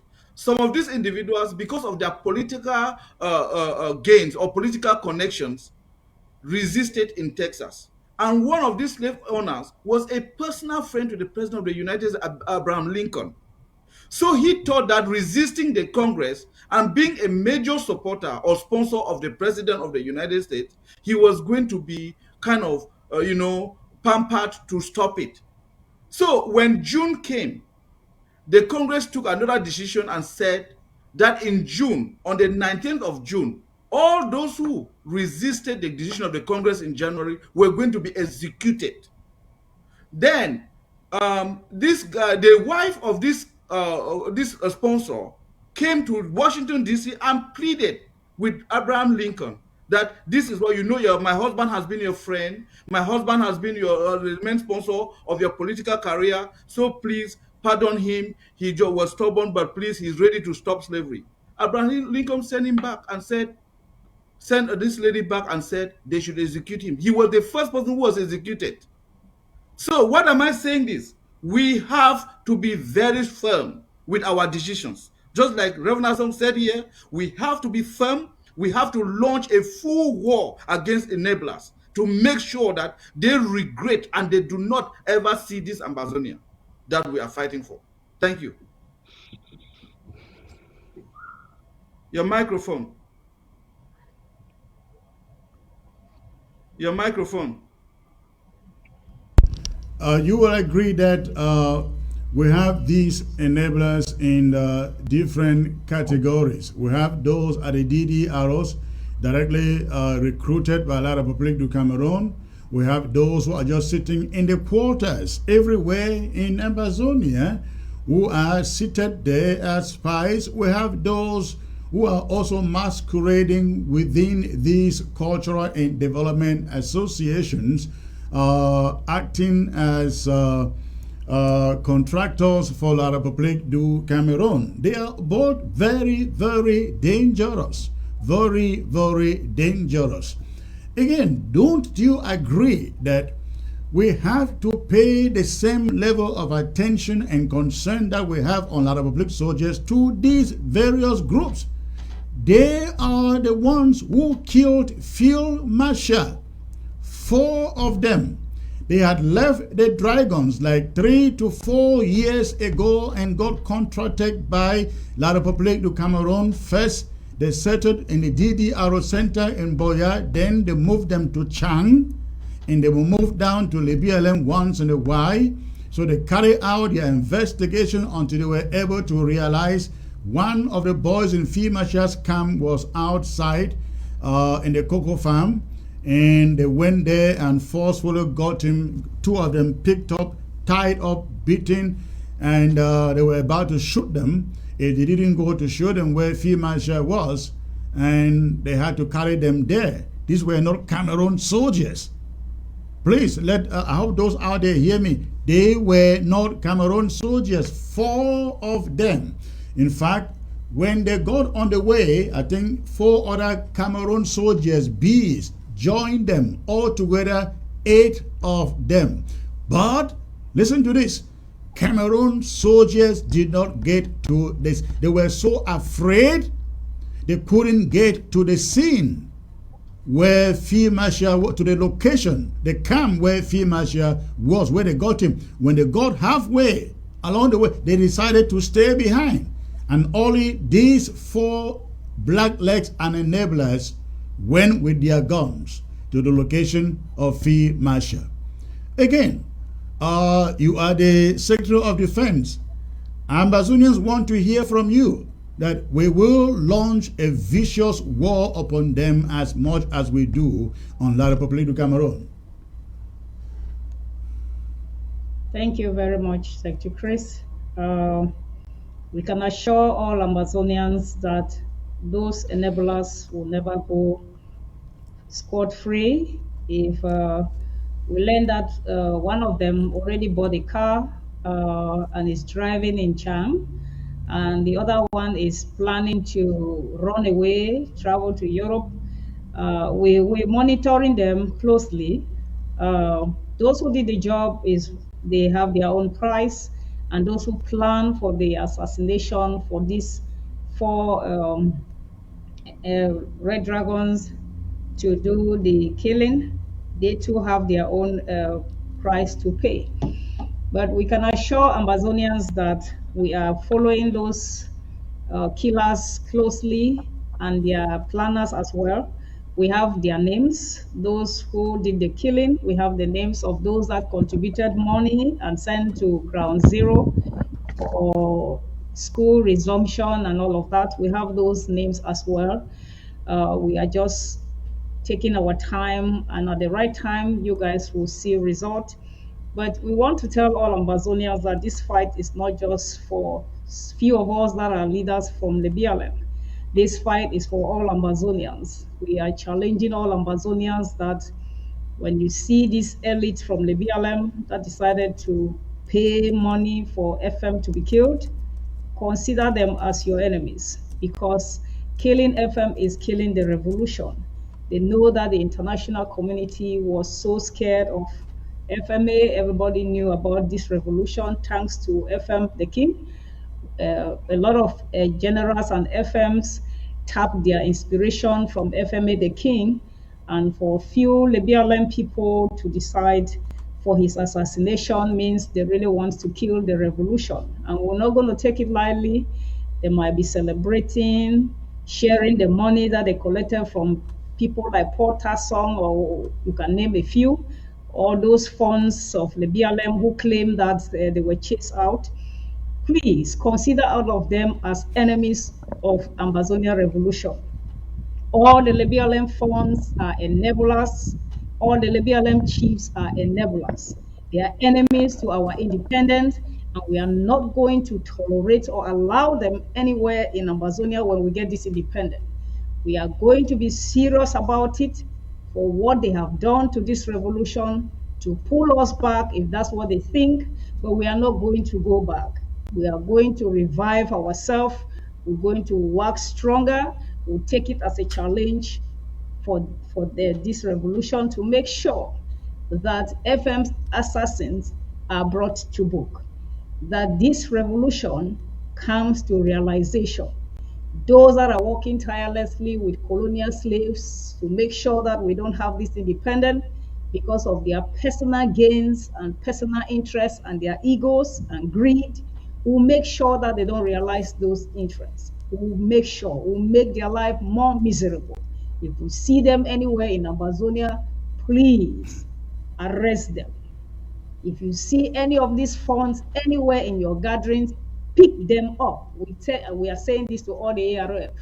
All those funds from the BLM and those chiefs that said that FM chased them out of their palaces, why other funds are in their palaces and the war is going on, but they decided to run away, putting blame on FMA. If you see them anywhere, ARF, this is an assignment for all of you. You see them anywhere, know they are enemies of this Amazonian revolution. You pick them up and you know what to do. We're not just going to lie low. This is not something we expected from the people of the BLM, but they have done it and they are celebrating. But the thing is over, it's not over. Until they step into that land to bring normalcy, then they will know that Amazonians are really angry. And we're going to show them exactly what we are planning to do. We're not going to take it lightly. This is for all Amazonians as a whole. Let me remind the people of Kupe Maninguba. In the days of Makiza, you can imagine what La République du Cameroon did to your people. And if you think because of Elongpo, you're going to betray yourself, betray your dignity, and betray your inheritance because of the few crumbs of bread that Elongpo is bringing to you people, I can assure you that you should think twice. I learned that some of you have done a lot of things, a lot of voodoos to scare the ARF. But in the days ahead, we'll be bringing people from all over Amazonia to make sure that normalcy does not return in Kupe Maninguba. Let me tell you, when you are fighting for a just cause, the gods back you. If you are fighting for your personal gains, your gods and your juju will not back you. The days in the Makiza, Kupe Maninguba people, your juju was very active because you were fighting for your rightful independence. But trust me, for the Amazonian revolution, if you think you are going to take side with those that killed your people in the days of Makiza because of your personal gains and because of Elongpo, I can assure you that the juju will not work this time around. When the time comes, you will know that what I told you or what we told you was the right thing, and you will see for yourself. We are working. You might think we are quiet, but we are working. Plans are ongoing, and you will see the result. For those of you in Fako, we see everything that all of you are doing in Fako, Meme, and all the counties. We are just watching you people, but we are planning. Plans are going on. We will take a lot of you unaware. We are going to take a lot of you unaware. For those that think you have planted juju in all the 13 counties, I'm telling you that the God that we serve that knows that we are fighting for our rightful independence. And those of you that are fighting for your personal benefit and for the inheritance of your children, those juju will fail you. I can guarantee you that for sure. Watch and you will see what happens in the days ahead. Thank you very much, Dr. Chris. God bless you. All right. Thank you, ladies and lady and gentlemen there. Please, if you can, stay put for a second. Let us open the phone lines and get a few contributions from the audience. Ladies and gentlemen, I will now open the phone lines, and many of you have the phone number out there already, so please go ahead, call in, and you have 1 minute for every caller to make a contribution. 1 minute for every caller to make a contribution. So there you go with the phone number out there. Let's see the first caller here from Ground Zero. Hello. Hello. Yes, Hello. yes, Secretary, I can hear you. Okay, where are you calling from, sir? From Mesa. From Mezam. Wonderful. And what is your contribution, sir? Quickly. Yeah, I just wish to contribute on what you all you and your panelists are saying about the issue of enablers. Okay. One thing I want to of you take note of is that actions speak louder than words. Correct. You have spoken, but we need actions. They are the actions that will revitalize whatever thing you are saying up there. When you speak and act, next time when you speak, people adjust. Thank you. Thank you. That is very, very legitimate. However, I like to add this. Nobody will leave the diaspora here, come to Ground Zero and do this work. Many of you in your neighborhoods on Ground Zero, you know some of these people. You live with them. They live next door to you. You can go after them before they destroy our destiny. You can do it. Yes, I employ every restoration fighter out there and every group in this struggle to make sure the fighters they say they own take up this assignment. But also don't forget, you can do it too. Let me get to the next caller here. Hello. Hello, sir. Good evening, sir. Yes, calling from Bamenda, Mulang. Mulang. All right, go on, sir. Go on. 1 minute. Yes, I want to say that I'm very elated with this presentation. I'm one of those who have been crying and pleading that the front should be open against the enablers. And I key what the first caller just said: actions, enforcement.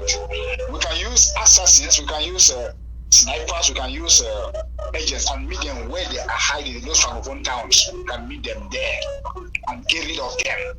Anybody thinking that things are going to return to status quo in Amazonia should bring back more than 40,000 Amazonians killed, more than 400 villages burnt, and more than 1 million displaced and refugees.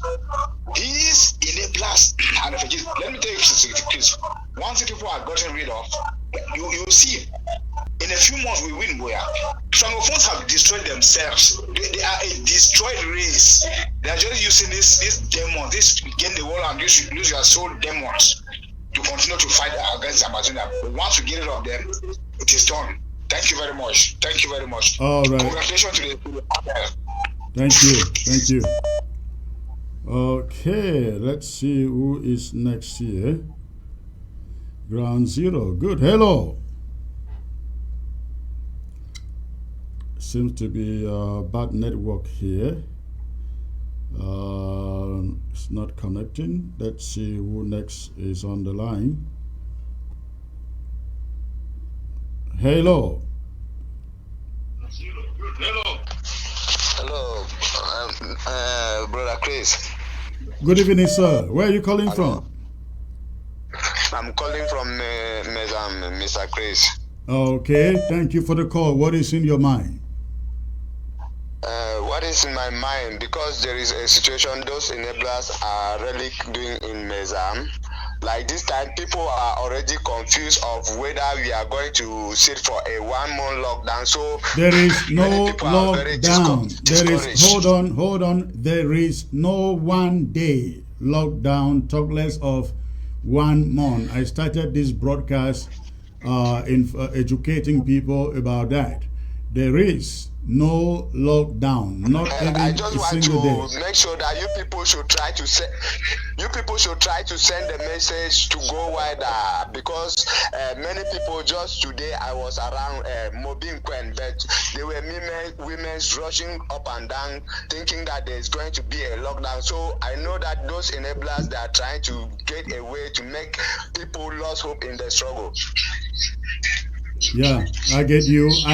Please, you guys do whatever that you can and sensitize the people. Let them know the interim government hasn't called for any lockdown.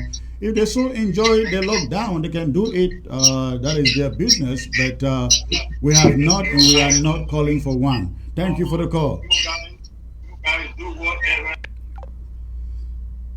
All right. The phone line is open, ladies and gentlemen. Let's see who is next. Hello. Oui, Secretary Chris, good evening. Good evening, sir. Where are you calling from? Hello. Okay, that's a bad call. Let's get to the next caller here. Hello.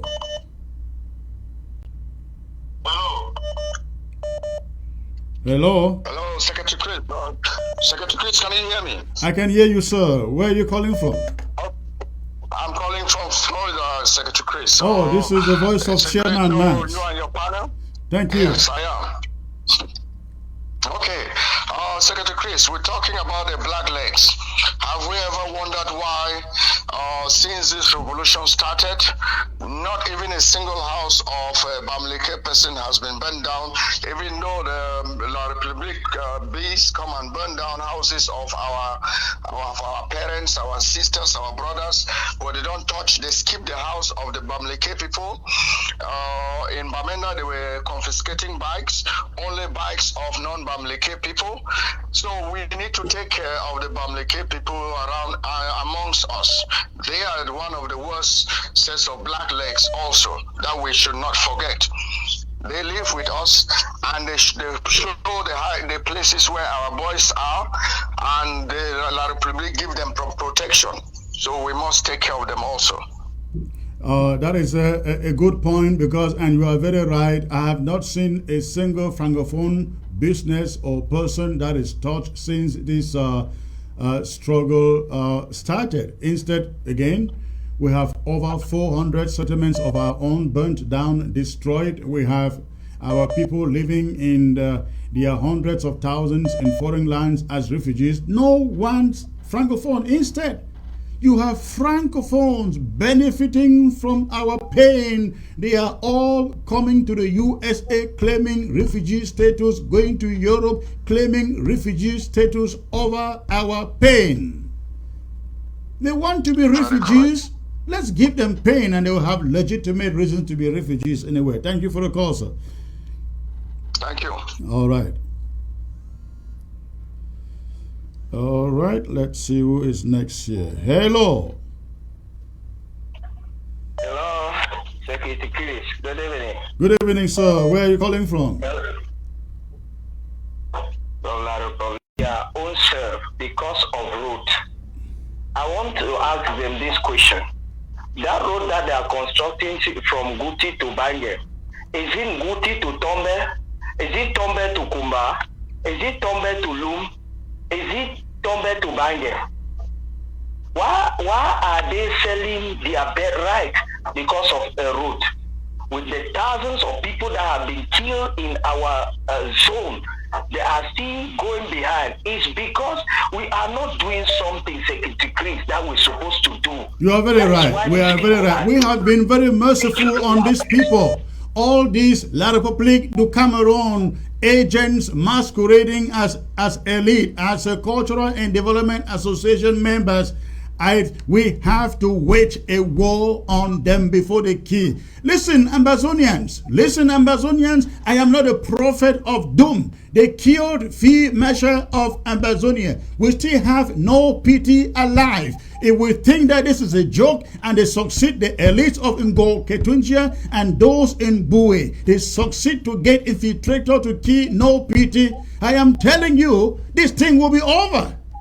This thing will be over. And let these governments stand up and make sure that this job is executed. Go on, sir.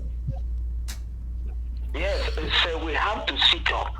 We have to sit up. I saw what you just showed on the screen. I could not imagine with what is in that region. That is where I'm coming from. What is in that region, the people are hailing this coward. They are hailing him. Yeah. We're going to talk after here. I said, get to me. All right. Leave me a message and remind me that you are the one who called. And I will get back to you. Thank you for the call. Thank you, Secretary Case. God bless you. Thank you.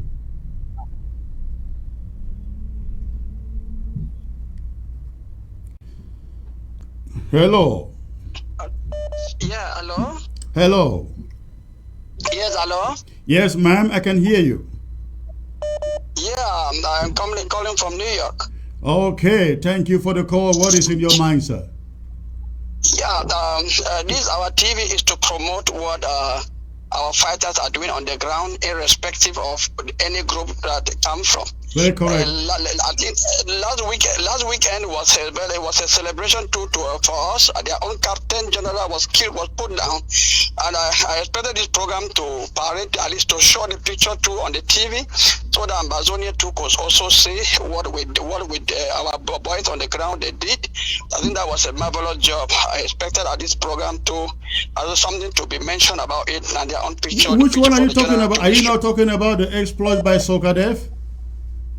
Yes, Sokadev, correct. That was a good job. Yeah, I don't think you have been watching. I don't think you have been watching. We've been talking about Sokadev since Monday. That's good. That's good. That's what we want to see. We want to see people fighting and not only to be talking like the ADF are doing, and we don't see where they are fighting. I think that's what we encourage.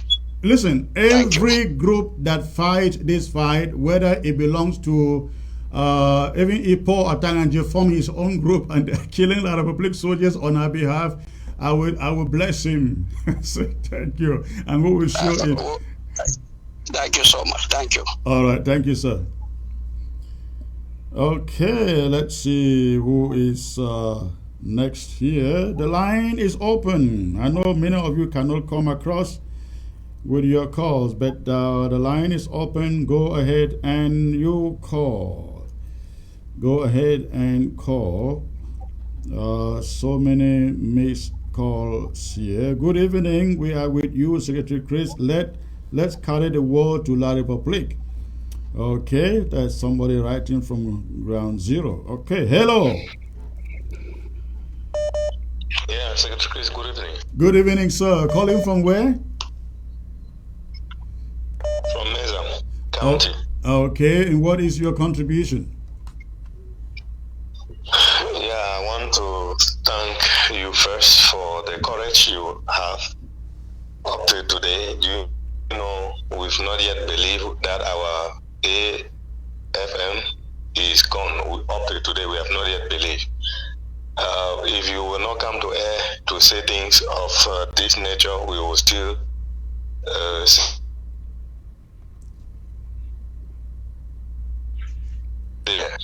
Anyway, what I wanted to say is that the highest enablers are rather in the diaspora right now. Good. Those who are causing this confusion down here. I don't know what strategy the interim government is using to bring these people to their senses. But all I know is that if you allow the diasporas, they are the one who has the money. They call fighter here, they call fighter the other way. They promise them money. Some they even send some few dollars to someone. People are flattered when they see money.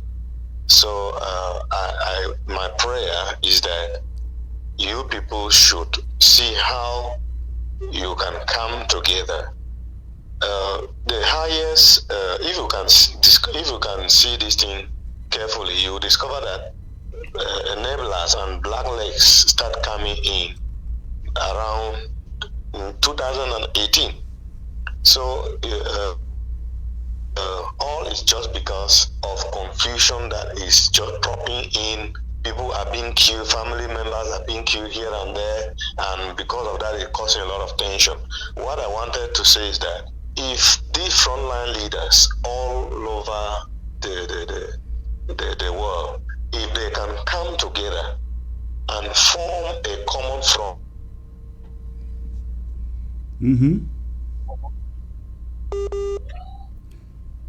Okay. irrespective of the fight.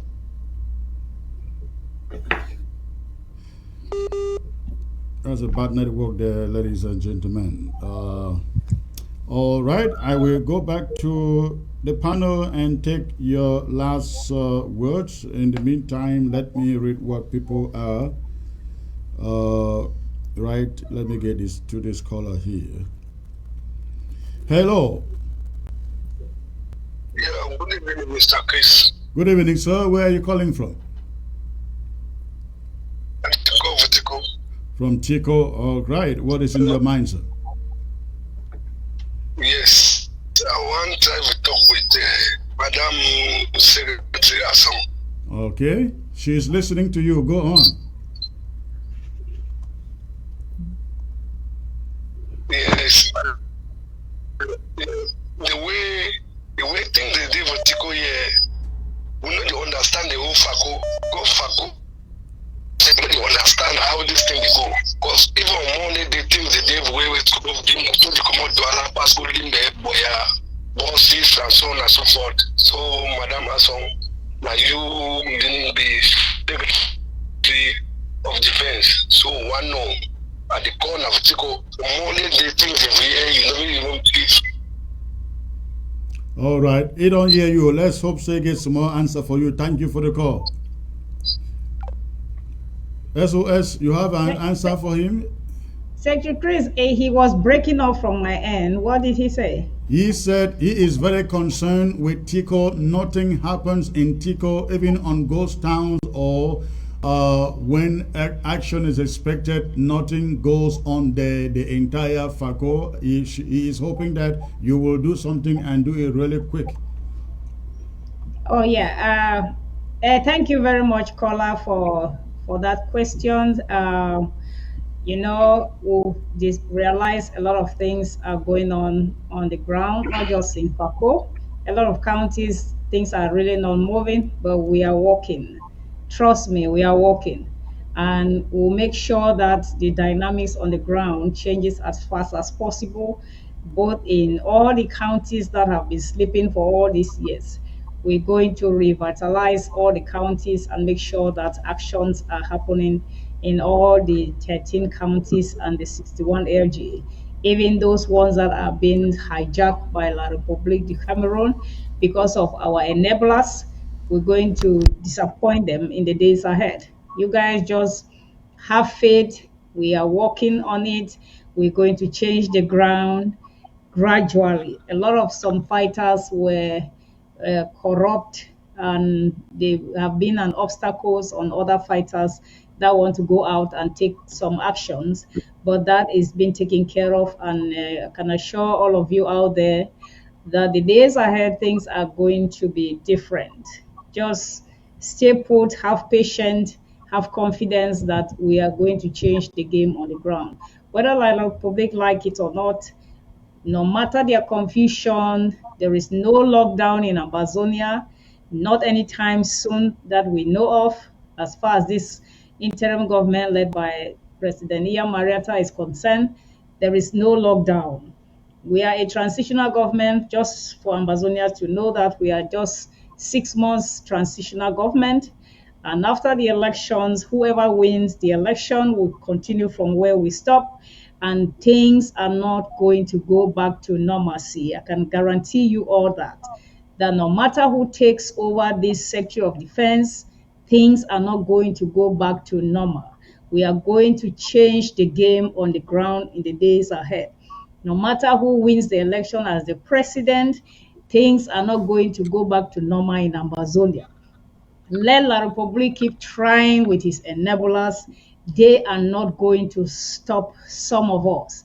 They can bribe the numbers of Ambazonians that they want to bribe, but some of us that have lost loved ones, put our face out there. We are going to do everything possible to make sure things don't go back to normal.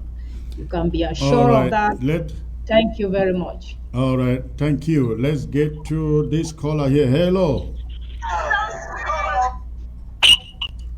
Hello, Secretary. Good evening. Good evening, sir. Calling from Victoria, I guess, right? Yes, calling from Victoria. Okay. What is your contribution? Yes, go on, sir. What is the contribution? So it's a bad connection here. Okay, we have our people. We have our people who are the one giving information to La Republic. Those are the what we call the blacklegs and the enablers. They are then. Yes.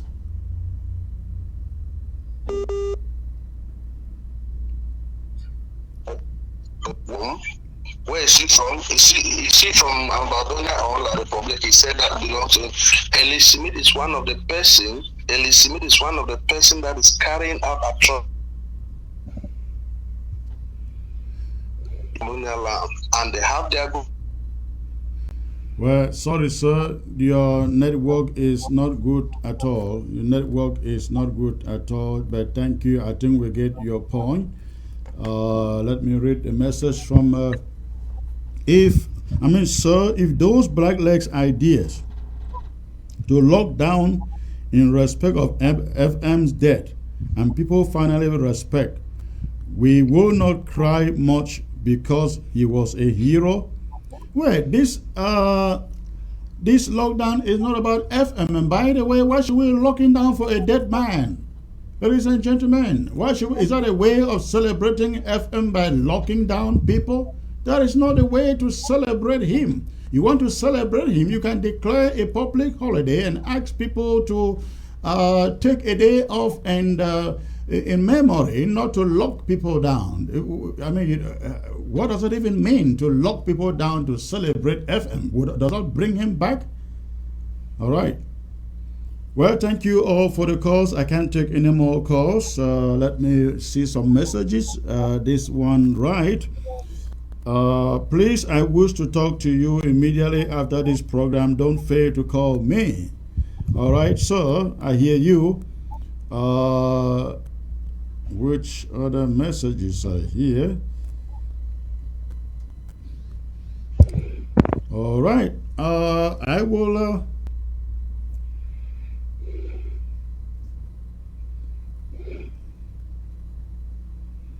All right. Okay, ladies and gentlemen, my guests, thank you for all of you joining me today. Thank you, Reverend Asong. Thank you, Dr. Atienjo. Thank you, Honorable Chris. I give you 50 seconds each. I know you have been listening to the calls and you would love to say something before we call it a night. Dr. Atienjo, I'll start with you, sir. Okay, thank you, Secretary Chris. We heard about, heard all the calls that came in, and everybody is just lamenting about the ordeal and the chaos that is being caused by enablers. And I just want us to understand a little bit about enablers so that we can actually identify them. We have a problem because there are some people who are enablers and might not even know that they're enablers. First of all, we have these political people who are following the CPDM. These are enablers. Then people who hate cultural and development associations dealing with the political elites of the place, of the area, are enablers. Now we have others who are destitute people, people living in abject poverty, who go and solicit for help from these politicians, and in order they trade information about our boys and about our people to these politicians, and then they play a very vital role in killing killing our revolution. The next level of enablers are those that are in the diaspora. Those are the most dangerous enablers. And we have enablers who have decided to be very passive with this revolution, and they pay no attention when it comes to contributing. They don't want to do anything to this revolution, and they sit there and communicate with La Republique. And they do business with La those are also the ones who are still shipping to La Republique de Cameroon every 2 months. They are still building businesses in La Republique de Cameroon, building buildings in La Republique de Cameroon. They still go in, come out, and none of you, nor me, can sneak into that country. Sure, exactly. Those enablers are the ones that are actually killing. They do business. When I say it's a very big word that I'm using here to actually put all of them together. Those those you have just defined, they ship things to Cameroon, La Republique every day now and then. They do businesses, they build houses, they do all sort of things with La Republique. How do they go? What connections do they have? They have La Republique. They trade our secrets. They come and sit in our meetings, listen, take notes, trade our secrets for their own free entrance to La Republique to do business. They enrich themselves because of this revolution, and yet they don't want to even contribute a dime for the revolution. And then we also have our brothers from, La Republique frogs, who are part of this, the great, part of the enabling team. These are blacklegs who come around us and try to sympathize with us in beer parlors, trying to inquire about things about us, and then they take it the next minute, they step out and make calls to La Republique. So we all know these enablers. If we do not launch a war against enablers, then we are not going to make any step towards Boya. We have to launch a big war. Because I don't even care about La Republique, I care about enablers, because when enablers will cry, La Republique will listen. They will hear the cry. All right. Thank you, Reverend Asong. Please don't go beyond 1 minute.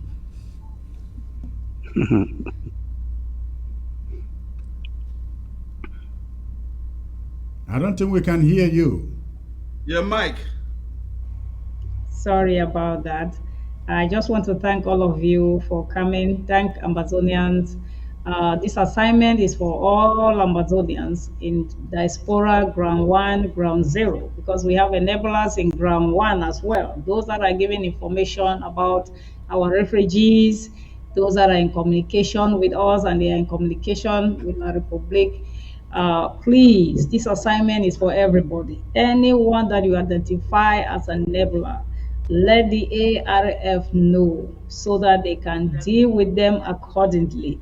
They are the problem. They are the reason why this revolution is being delayed. They are the reason why you guys are in foreign lands, suffering, sleeping on the floor, no food to eat, suffering from malaria and cholera. Those blacklegs are very dangerous, and there is no sympathy on any blacklegs, both in Amazonia and in the diaspora, and those in ground 1. If we want to get to Buea as soon as possible, if you have your neighbor that you think is a blackleg, let us know. We'll do our investigation by ourselves, and we'll make sure the ARF visit them as soon as possible. For those that are doing constructions while we are fighting war, we are telling you that in the days ahead, you are not going to be free. Watch us come after you in the days ahead. Thank you. Well said. Thank you. Honorable Chris, please, your final word in 1 minute maximum. Yes, thank you very much, Secretary Chris. Thank you also to DOS Asong and Dr. Tianjo. I will start by saying to Ambazonians, we cannot lose this war. we lose this war, we are finished. We will not use this war. I will put into the brains of all Ambazonians two words: persistence and endurance. We persist and we endure. No matter what French Cameroon does, we persist and we endure. Since the beginning of written history, we know that they have always been traitors. They have always been traitors. You go into the Bible, you will find traitors in there, from the Old Testament to the New Testament. Now, what do we do with them? We have to fight them. We have to fight back, because essentially they are also fighting the war. They are fighting the war, and if they are fighting the war, they are legitimate targets. Therefore, that is how we should treat them. We should treat them as legitimate targets, and they should know that they are legitimate targets. And especially those that are in French Cameroon, regardless of their position within the government or even in civil society, if they are partnering with French Cameroon to destroy their own people, they are on the wrong side of history, and history eventually is going to judge them. That is my conclusion, and that is my advice to them and to all Ambazonians. Thank you. All right, thank you, ladies and gentlemen, for showing up to be part of this broadcast today. I look forward to having you back one of these days. And ladies and gentlemen, for all of you out there, thank you for tuning in. I just like to remind you, if you are anywhere in Toronto, Canada, I'd like to remind you, Toronto is gathering on Saturday. Toronto is gathering on Saturday for Field Marshal the King. Toronto is gathering on Saturday for Field Marshal the King, and that is the address on your screen. If you live in Toronto and you want to join Ambazonians celebrating the sacrificial life of Field Marshal, get the phone number, get the address, and all that you need to be able to be at that event tomorrow night, Saturday night in Toronto, precisely at 30 Main Street South, Brampton. I believe Brampton is in the outskirts of Toronto. Again, that event is taking place tomorrow. In the meantime, on August the 13th, Washington, D.C. will stand still for Field Marshal. Washington, D.C. will stand still for Field Marshal on Saturday, August the 13th. If you want to book your flight, feel free to do so. That date has been written on stone. We expect to see all lovers of freedom and independence, all lovers, supporters of Field Marshal the King in Washington, D.C. on Saturday, August the 13th. Ladies and gentlemen, please, before I go, remember to install ABS on your television set using Roku. Remember to install ABS in your home, on your home set. Again, it's very easy to do so. You just get to go and on the panel on the left, you scroll down and you see streaming media. Click on streaming media, and then enter the search term Africa Broadcasting Service, and you will see ABS logo will pop up. You download and install it, and it will be hanging on your screen just as you see right there. That way, anytime, any day, you can watch what ABS is broadcasting. You'll be able to watch the same thing that Ground Zero is watching by way of satellite. So go ahead and do that. All right, ladies and gentlemen, again, it was a pleasure to be with you today. I look forward to being back here on Monday with more exciting shows. Very, very more exciting shows and some special guests that I shall be bringing in. So that is what is coming up. So I wish you all have a great weekend. And know that no retreat, no surrender. Until La Republic retreats, until blacklegs and enablers retreat, we are not calling it quit. Not until again, Boya is our destiny. Good night, everybody.